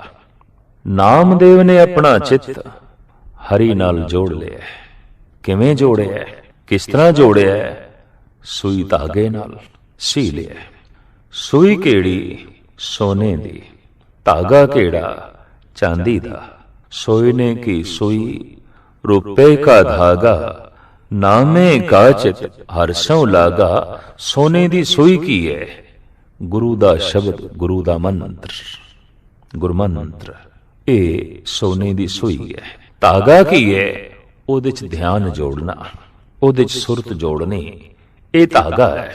जैसे वाहिगुरु वाहिगुरु दा उच्चारण करिए, ये ते सोने दी सुई है, पर ਇਹਦੇ ਚ ध्यान जोड़िए, ये धागा है। ते ध्यान ਦੇ ਨਾਲ ਹੀ ਮਨੁੱਖ ਸੁਣ ਸਕੇਗਾ, ਉਂਝ ਸੁਣ ਵੀ ਨਹੀਂ ਸਕੇਗਾ। ਜੈਸੇ ਕਿ ਇੱਕ ਉੱਚੀ ਉੱਚੀ ਬੋਲ ਰਿਹਾ ਹੁੰਦਾ ਹੈ, ਦੂਸਰਾ ਸੁਣ ਰਿਹਾ ਹੁੰਦਾ ਹੈ, ਤੇ ਸੁਣਨ ਵਾਲਾ ਅਚਨਚੇਤ ਕਹਿ ਦਿੰਦਾ, ਮਿੱਤਰਾ ਇਹ ਗੱਲ ਫਿਰ ਆਖੋ, ਨਹੀਂ ਸੁਣੀ। ਕਿਉਂ ਨਹੀਂ ਸੁਣੀ? ਕਹਿੰਦਾ ਮੇਰਾ ਧਿਆਨ ਕਿਸੇ ਹੋਰ ਪਾਸੇ ਚਲਾ ਗਿਆ। ਤੋ ਧਿਆਨ ਧਾਗਾ ਹੈ। ਇਸ ਨੂੰ ਗੁਰੂ ਨਾਨਕ ਦੇਵ ਜੀ ਮਹਾਰਾਜ ਇੰਜ ਕਹਿੰਦੇ ਨੇ, ਧੁਨ ਮੇ ਧਿਆਨ, ਧਿਆਨ ਮੇ ਜਾਣਿਆ, ਗੁਰਮੁਖ ਅਕਥ ਕਹਾਣੀ। ਤੋ ਗੁਰੂ ਦਾ ਜੋ ਮੰਤਰ ਹੈ ਇਹ ਸੋਇਨੇ ਦੀ ਸੋਈ ਹੈ, ਔਰ ਇਸ ਦੇ ਵਿੱਚ ਜੋ ਮੈਂ ਆਪਣੀ ਸੁਰਤ ਜੋੜੀ ਹੈ, ਧਿਆਨ ਜੋੜਿਆ ਹੈ, ਇਹ ਧਾਗਾ ਹੈ। ਸੂਈ ਚਲਦੀ ਰਹੀ, ਧਾਗਾ ਨਾਲ ਚੱਲਦਾ ਰਿਹਾ, ਮੇਰਾ ਹਿਰਦਾ ਪ੍ਰਭੂ ਦੇ ਨਾਲ ਸਿਲਦਾ ਗਿਆ, ਜੁੜਦਾ ਗਿਆ। ਆਮ ਜਗਤ ਵਿੱਚ ਦੇਖਣ ਦੇ ਚ ਆਇਆ ਕਿ ਮਨੁੱਖਾਂ ਕੋਲ ਸੂਈ ਤੇ ਹੈ, ਧਾਗਾ ਨਹੀਂ। ਰਾਮ ਰਾਮ ਰਟਨ ਕਰ ਰਹੇ ਨੇ, ਧਿਆਨ ਨਹੀਂ ਹੈ। ਵਾਹਿਗੁਰੂ ਵਾਹਿਗੁਰੂ ਦਾ ਉਚਾਰਨ ਕਰ ਰਹੇ ਨੇ, ਧਿਆਨ ਨਹੀਂ ਹੈ। ਤੋ ਸੋਨੇ ਦੀ ਸੂਈ ਤੇ ਚੱਲ ਰਹੀ ਹੈ, ਧਾਗਾ ਨਹੀਂ ਹੈ। ਬਿਨ ਧਾਗੇ ਬਿਨ ਸੂਈ ਆਨੀ, ਧਾਗੇ ਤੋਂ ਬਿਨਾ ਸੂਈ ਕੀ ਕਰੇ? ਕਿਸ ਤਰ੍ਹਾਂ ਸੀਵੇਗੀ, ਕਿਸ ਤਰ੍ਹਾਂ ਜੋੜੇਗੀ? ਤੋ ਧੁਨ ਦੇ ਵਿੱਚ ਧਿਆਨ ਦਾ ਜੋੜਨਾ, ਸ਼ਬਦ ਦੇ ਵਿੱਚ ਸੁਰਤ ਦਾ ਜੋੜਨਾ, ਮੰਤਰ ਦੇ ਵਿੱਚ ਧਿਆਨ ਦਾ ਜੋੜਨਾ ਇੰਜ ਹੈ ਜੈਸੇ ਸੂਈ ਦੇ ਵਿੱਚ ਧਾਗਾ ਜੋ ਹੈ ਪਰੋਣਾ। ਤੇ ਇਸ ਢੰਗ ਨਾਲ ਜਦ ਸੂਈ ਚੱਲਦੀ ਹੈ ਤੇ ਨਾਲ ਧਾਗਾ ਚੱਲਦਾ ਹੈ, ਮਨੁੱਖ ਦਾ ਹਿਰਦਾ ਪ੍ਰਭੂ ਨਾਲ ਜੁੜ ਜਾਂਦਾ ਹੈ। ਇਹੀ ਆਪ ਕਹਿ ਰਹੇ ਨੇ, ਸੋਇਨੇ ਕੀ ਸੂਈ, ਰੁਪਏ ਕਾ ਧਾਗਾ, ਨਾਮੇ ਕਾ ਚਿਤ ਹਰਿ ਸਿਉ ਲਾਗਾ। ਹਰੀ ਨਾਲ ਚਿੱਤ ਜੁੜ ਗਿਆ, ਤੇ ਹਰੀ ਤੇ ਆਨੰਦ ਸਰੂਪ ਹੈ। ਆਨੰਦ ਸਰੂਪ ਨਾਲ ਜੁੜਦਿਆਂ ਹੀ ਆਨੰਦਮਈ ਅਵਸਥਾ ਮਨੁੱਖ ਦੀ ਬਣ ਜਾਂਦੀ ਹੈ। ਗੁਰੂ ਅਰਜਨ ਦੇਵ ਜੀ ਮਹਾਰਾਜ ਦਾ ਵੀ ਫਰਮਾਨ ਹੈ, ਚਿੱਤੇ ਚਿੱਤ ਮਿਲਾਏ ਤਾਂ ਹੋਵੇ ਰੰਗ ਘਣਾ। ਪਰਮਾਤਮਾ ਦੇ ਚਿੱਤ ਨਾਲ ਤੂੰ ਆਪਣਾ ਚਿੱਤ ਜੋੜ, ਅਥਾ ਰੰਗ ਬਣੇਗਾ, ਅਥਾ ਸੁਖ ਬਣੇਗਾ। ਕਿਉਂ ਕਿ ਮਿੱਤ ਕਾ ਚਿੱਤ ਅਨੂਪ, ਸੋ ਮਰਮ ਨਾ ਜਾਣਈ। ਪਰਮਾਤਮਾ ਦਾ ਚਿੱਤ ਅਤੀ ਸੁੰਦਰ ਹੈ, ਆਨੰਦਮਈ ਹੈ, ਰਹੱਸਮਈ ਹੈ, ਗੁਣ ਨਿਧਾਨ ਹੈ। ਪ੍ਰਭੂ ਦਾ ਐਸਾ ਚਿੱਤ ਜਿਹਦੇ ਚ ਸਾਰੇ ਗੁਣ ਨੇ, ਸਾਰਾ ਆਨੰਦ ਹੈ, ਸਾਰੀਆਂ ਸੁਗੰਧੀਆਂ ਨੇ, ਸਾਰਾ ਖੇੜਾ ਹੈ, ਸਾਰਾ ਸੁਹੱਪਣ ਹੈ। ਜੈਸੇ ਕੋਈ ਪ੍ਰਭੂ ਦੇ ਚਿੱਤ ਨਾਲ ਆਪਣਾ ਚਿੱਤ ਜੋੜਦਾ ਹੈ, ਜਗਤ ਦੀ ਸਾਰੀ ਸੁਹੱਪਣ ਨਾਲ ਉਸਨੇ ਆਪਣਾ ਚਿੱਤ ਜੋੜਿਆ, ਜਗਤ ਦੇ ਸਾਰੇ ਸੰਗੀਤ ਨਾਲ ਉਸਨੇ ਆਪਣਾ ਚਿੱਤ ਜੋੜਿਆ। ਜੈਸੇ ਉਸ ਪਰਮ ਸੰਗੀਤ ਦੇ ਨਾਲ ਤੇ ਪਰਮ ਸੁਹੱਪਣ ਦੇ ਨਾਲ ਚਿੱਤ ਜੁੜਦਾ ਹੈ, ਮਨੁੱਖ ਦੇ ਅੰਦਰ ਵੀ ਪਰਮ ਸੁਹੱਪਣ ਤੇ ਸੰਗੀਤ ਦਾ ਜਨਮ ਹੁੰਦਾ ਹੈ। ਮਿੱਤ ਕਾ ਚਿੱਤ ਅਨੂਪ, ਸੋ ਮਰਮ ਨ ਜਾਣਈ। ਗਾਹਕ ਗੁਨੀ ਅਪਾਰ, ਸੋ ਤਤ ਪਛਾਨਈ। ਚਿੱਤੇ ਚਿੱਤ ਮਿਲਾਏ ਤਾਂ ਹੋਵੇ ਰੰਗ ਘਣਾ। ਹਰਹਾ ਚੰਚਲ ਚੋਰੇ ਮਾਰ, ਤਾਂ ਪਾਵੇ ਸੁਖ ਘਣਾ। ਕਿਉਂਕਿ ਪ੍ਰਮਾਤਮਾ ਦੇ ਚਿੱਤ ਦੇ ਵਿੱਚ ਪਰਮ ਨਾਦ ਹੈ, ਪਰਮ ਸੰਗੀਤ ਹੈ। ਉਸ ਨਾਲ ਜੁੜਦੇ ਹਾਂ, ਪਰਮ ਸੰਗੀਤ ਦੀਆਂ ਧੁਨੀਆਂ ਮਨੁੱਖ ਦੇ ਅੰਦਰ ਵਜਣੀਆਂ ਸ਼ੁਰੂ ਹੋ ਜਾਂਦੀਆਂ ਨੇ। ਉਸ ਦਾ ਜ਼ਿਕਰ ਸ਼੍ਰੀ ਨਾਮਦੇਵ ਜੀ ਮਹਾਰਾਜ ਆਪਣੀ ਬਾਣੀ 'ਚ ਇੰਜ ਕਰਦੇ ਨੇ, ਅਣਮਣੀਆ ਮੰਦਲ ਬਾਜੇ, ਬਿਨ ਸਾਵਨ ਘਨ ਹਰ ਗਾਜੇ। ਬਾਦਲ ਬਿਨ ਬਰਖਾ ਹੋਈ, ਜੋ ਤਤ ਵਿਚਾਰੇ ਕੋਈ। ਮੇਰੇ ਅੰਦਰ ਇੱਕ ਢੋਲ ਵਜ ਰਿਹਾ, ਨਾਮਦੇਵ ਕਹਿੰਦੇ ਨੇ, ਲੇਕਿਨ ਉਹ ਚਮੜੇ ਦਾ ਮੜਿਆ ਹੋਇਆ ਨਹੀਂ ਹੈ, ਪਰ ਵੱਜ ਰਿਹਾ ਹੈ, ਅੱਠੇ ਪੈਰ ਵੱਜ ਰਿਹਾ ਹੈ, ਬੜੇ ਸੁਰ ਦੇ 'ਚ ਵੱਜ ਰਿਹਾ ਹੈ, ਬੜੇ ਤਾਲ ਦੇ 'ਚ ਵੱਜ ਰਿਹਾ ਹੈ। ਅਣਮੜੀਆ ਮੰਦਲ ਬਾਜੇ। ਅੱਜ ਤੱਕ ਦੇ तमाम ਸਿਰਮੌਰ ਭਗਤਾਂ ਨੇ ਐਸਾ ਆਖਿਆ ਕਿ ਸਾਡੇ ਅੰਦਰ ਸੰਗੀਤ ਦੀ ਧੁਨ ਚੱਲਦੀ ਹੈ, ਰਾਗ ਦੀ ਧੁਨ ਚੱਲਦੀ ਹੈ। ਤੇ ਰਾਗ ਦੇ ਜਨਮਦਾਤੇ ਵੀ ਸੰਤ ਲੋਕ ਨੇ, ਭਗਤ ਲੋਕ ਨੇ। ਦਰਅਸਲ ਪ੍ਰਮਾਤਮਾ ਕੀ ਹੈ? ਪਰਮ ਸੁੰਦਰਤਾ ਔਰ ਪਰਮ ਸੰਗੀਤ, ਪਰਮ ਰਸ, ਪਰਮ ਆਨੰਦ। ਪਰਮਾਤਮਾ ਨਾਲ ਜੁੜਨਾ ਪਰਮ ਆਨੰਦ ਨਾਲ ਜੁੜਨਾ ਹੈ, ਪਰਮ ਸੰਗੀਤ ਨਾਲ ਜੁੜਨਾ ਹੈ, ਮਹਾਨ ਸੁਹੱਪਣ ਨਾਲ ਜੁੜਨਾ ਹੈ। ਇਹ ਠੀਕ ਹੈ ਕਿ ਪੁਰਾਣੇ ਸਮੇਂ ਦੇ ਵੈਦਿਕ ਰਿਸ਼ੀਆਂ ਨੇ ਵੀ ਜੋ ਈਸ਼ਵਰ ਦੇ ਗੁਣ ਮੰਨੇ ਨੇ, ਇਸ ਢੰਗ ਨਾਲ ਮੰਨੇ ਨੇ। ਸਤਿਅਮ ਸ਼ਿਵਮ ਸੁੰਦਰਮ, ਉਹ ਸਤ ਹੈ, ਸ਼ਿਵਮ ਉਹ ਪ੍ਰਕਾਸ਼ਮਾਨ ਹੈ, ਸੁੰਦਰਮ ਉਹ ਅਤੀ ਸੁੰਦਰ ਹੈ। ਸਤ ਚਿਤ ਆਨੰਦ, ਉਹ ਸਤ ਸਰੂਪ ਹੈ, ਆਨੰਦ ਸਰੂਪ ਹੈ। ਸਤ ਸੁਹਾਣ ਸਦਾ ਮਨ ਚਾਓ। ਗੁਰੂ ਨਾਨਕ ਦੇਵ ਜੀ ਮਹਾਰਾਜ ਕਹਿੰਦੇ ਨੇ, ਉਹ ਸਤ ਹੈ, ਸੁਹਾਣ ਉਹ ਅਤੀ ਸੁੰਦਰ ਹੈ। ਸਦਾ ਮਨ ਚਾਓ, ਉਹ ਸਦੀ ਵੀ ਖਿੜਿਆ ਹੈ। ਉਸ ਦੇ ਚਿੱਤ ਦੇ ਸੁੰਦਰਤਾ ਹੈ, ਦੈਵੀ ਗੁਣਾਂ ਦੀ, ਸੁਹੱਪਣ ਹੈ, ਪਰਮ ਸੰਗੀਤ ਹੈ। ਤੋ ਪ੍ਰਮਾਤਮਾ ਨਾਲ ਜੈਸੇ ਕੋਈ ਜੁੜਦਾ ਹੈ, ਪਰਮ ਸੰਗੀਤ ਨਾਲ ਜੁੜਦਾ ਹੈ। परम सुहापण नाल जुड़दा है, परम आनंद नाल जुड़दा है। इस वास्ते नामदेव जी महाराज कहंदे ने कि मेरे अंदर परम आनंद दी छाप लगी है और मेरे अंदर दैवी गुणां दी परम सुंदरता प्रगट होई है। आप ते साफ कहंदे ने प्रणमे नामदेव ना के बिना ना सोहे 32 लखणा। शरीरक तल ते अगर सुंदरता दे 32 लखण भी मनुख दे कोल होवन, पर दैवी सुंदरता दैवी गुणां दा जो असवपण है ये बंदे कोल ना होवे तो 32 लक्षण भी किसे काम दे नहीं। कहो कबीर जैसे सुंदर स्वरूप नाम बिना सब कुबज करूप। भावे कितना ही सुंदर होवे, अत सुंदर कुलीन चतुर मुख ज्ञानी धनवंत मृतक कहिए नानका जे प्रीत नहीं भगवंत। तो नामदेव जी महाराज कहते ने मेरे अंदर परम सुहपण पैदा होया है और परम आनंद पैदा होया है ते परम संगीत दियां धुनियां मेरे अंदर पैदा हो गई ने। नाद वज रहा है अणमण या मंदल बाजे बिन सावन घन हर गाजे। बिना सावन तो मेरे अंदर बदल गरजदे पै ने। कबीर अंबर घन हर छाया बरख बरे सरताल चातरिक ज्यों तरसत रहे तिनको कौन हवाल।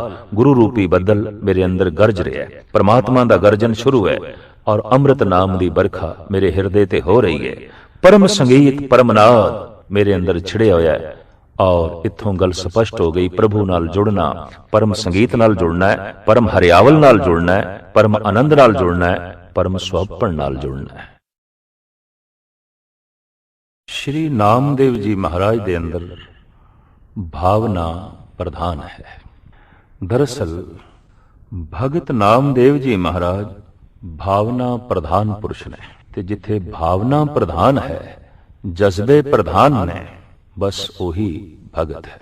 दो तरह के मनुख ने, कोई अकल दे तल ते जीवदा है, कोई हिरदे दे तल ते जीवदा है, कोई बौद्धिक तल ते जीवदा है, कोई दिल दे तल ते जीवदा है। जीवन दे ये दो ढंग ने। जो बौद्धिक तल ते जी रहा है उस दे अंदर विचार प्रधान होवेगी। जो हिरदे दे तल ते जी रहा है उत्थे भाव प्रधान होवेगा। पर जो ना बौद्धिक तल ते जी रहा है ते ना हिरदे दे तल ते जी रहा है वो मनुष्य ही नहीं है, वो पशु है। पशु इन्हां दोहां तल्लां तो थल्ले ही जीवदा है। इत्थे प्रश्न खड़ा होंदा है भाव प्रधान है कि विचार प्रधान है। दरअसल विचार नाल वस्तु नूं समझना है, हस्ती नूं समझना है और भाव नाल हस्ती नाल जुड़ना है, वस्तु नाल जुड़ना है। अगर भाव ना होए तां जुड़ नहीं सकांगे, विचार ना होए तां समझ नहीं सकांगे। जन्म तो मनुख भाव ही लैके आउंदा है। इस तो एक गल स्पष्ट हो गई कि विचार नालों भाव की आवश्यकता लियादा है, अधिक है। भाव प्रथम है, विचार बाद दे है। भाव करके एक मासूम बच्चा मां नाल संबंध जोड़दा है, पिता नाल संबंध जोड़दा है, भैणां नाल संबंध जोड़दा है, भरावां नाल संबंध जोड़दा है। अजे ते विचार दी दुनिया उत्थे आरंभ ही नहीं हुई, अजे ते भाव दी दुनिया। कहंदे ने परमात्मा नूं समझण दे विच ही ज्ञानियां दा समां लंघ जांदा है और फिर भी पूरा समझना उसनूं कठिन है। थोड़ा जिहा जो तू समझिआ उहनूं हुण अपनी जिंदगी दे विच प्रयोग दे च लिया तो हुण जज्बा पैदा कर, भाव पैदा कर, श्रद्धा पैदा कर ते उस नाल जुड़। जितना भी तू विचारेगा विचारां दी पहुंच उस प्रभु तक नहीं होवेगी। थोड़ी बहुत जो विचार दे राही तेनू झलक मिली है तो हुण जुड़न दी कोशिश कर। पर विचारां दी दुनिया जो बहुत अगे लंघ जाए, महान दार्शनिक हो जाए, महान फिलोसफर हो जाए तो फिर उस लई जज्बियां नूं पैदा करना बहुत कठिन हो जाता है। उर्दू दे अजीम शायर इकबाल दा ऐसा कहना है, तेरे सीने में दम है दिल नहीं है, तेरा दम गर्म ये महफिल नहीं है, निकल जा अकल से आगे के ये नूर, चिरागे राह है मंजिल नहीं है। ऐ बंदे अकल दी दुनिया तो अगे लंघ जा, जज्बियां दी दुनिया च पहुंच, वलवलियां दी दुनिया च पहुंच, भावना दी दुनिया च पहुंच। जे तू कोई रस लेना है, स्वाद लेना है, आनंद लेना है। हकीकत है अकल ते रस्ते दा दीवा है, अकल ते रस्ते दा चानना है। ते हुण दीवे दी ही कोई परिक्रमा करदा रह जाए ते मंजिले मकसूद तक पहुंचना कठिन हो जाएगा। आम आख्या जाता है कई दफा अंधी शरदा वाला भी भटकदा भटकदा पहुंच जाता है, पर कई दफा विचारां दी परिक्रमा करन वाला विचारां दे विच ही फसा रह जाता है और ईश्वर तक पहुंचना उस लई औखा हो जाता है। विचारक अपने विचारां दे विच ही कई दफा उलझ के जो है रह जाता है। हजारों साल फिलॉसफी की तना तनी रही, खुदा की बात जहां पे थी वहीं पे रही। आखिर कितना भी खपीए, कितना भी विचारीए, तां भी विचारदियां विचारदियां पता चलता है कि जिथों असी शुरू होई सी उत्थे ही खड़े हैं, एक कदम भी अगे नहीं बढ़े। विचार विचार के जद ऐसा पता चले कि वो साडे विचारां च नहीं आउंदा, वो साडी सोच मंडल दे च नहीं आउंदा, वो साडी बौद्धिक पकड़ दे च नहीं आउंदा, बस उसे क्षण चाहिदा है कि मनुख जज्बियां नूं जन्म देवे, श्रद्धा नूं जन्म देवे, विश्वास नूं जन्म देवे, भावना नूं जन्म देवे। तो भगत नामदेव जी महाराज भाव प्रधान पुरुष ने, और आप दे अंदर जदों थोड़ा जिहा भी भाव कमजोर होंदा है, थोड़ा जिहा भी प्रेम पिछे हटदा है, तां आप तड़प के कहंदे ने मोहे लागती ताला बेली, बछरे बिन गाय अकेली, पानियां बिन मीन तलफे, त्यों राम नाम बिन बापरो नामा।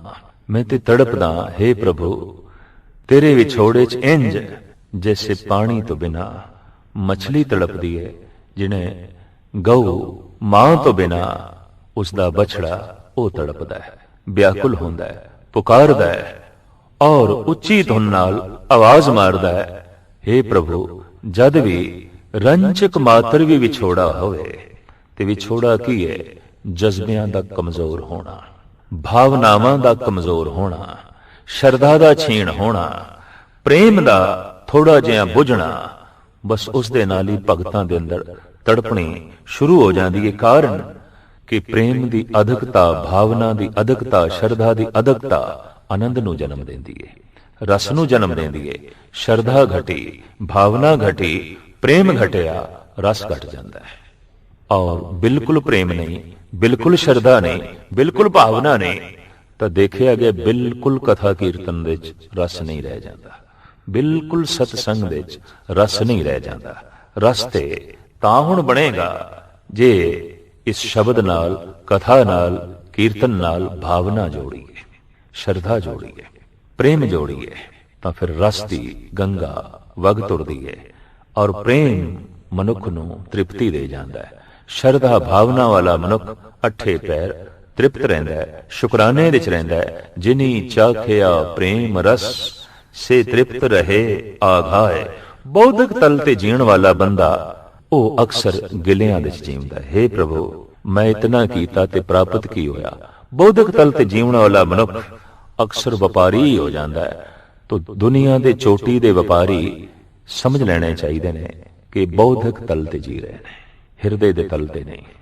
ते दुनिया भर दे चोटी दे संत भगत उन्हां बारे कहना पएगा ये हिरदे दे तल ते जी रहे ने, बुद्धि दा प्रयोग करदे ने, पर जीवन दा केंद्र हिरदा है।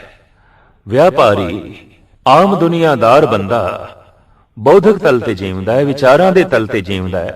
शरदा दा ते एवें कदी कदी अपनी गरज दी पूर्ति लई इस्तेमाल करदा है, वरतों करदा है, और इस तरीके नाल शरदा भी अपवित्र हो जाती है। इस तरीके नाल वो प्रेम भी धुंधला ते मैला हुंदा है।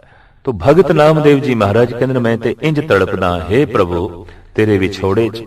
ते विछोड़ा उदों ही आउंदा है जद प्रेम मध्यम पैंदा है, जद श्रद्धा छीन आउंदी है, जद किधरे भावना नूं सट लगदी है, जद किधरे विश्वास कमजोर होंदा है, उदों रस आनंद और सुकून भी एक पासे हो जाता है। तो तड़पना ते कुदरती गल है, शुरू होवेगी मोहे लागती ताला बेली, बछरे बिन गाय अकेली।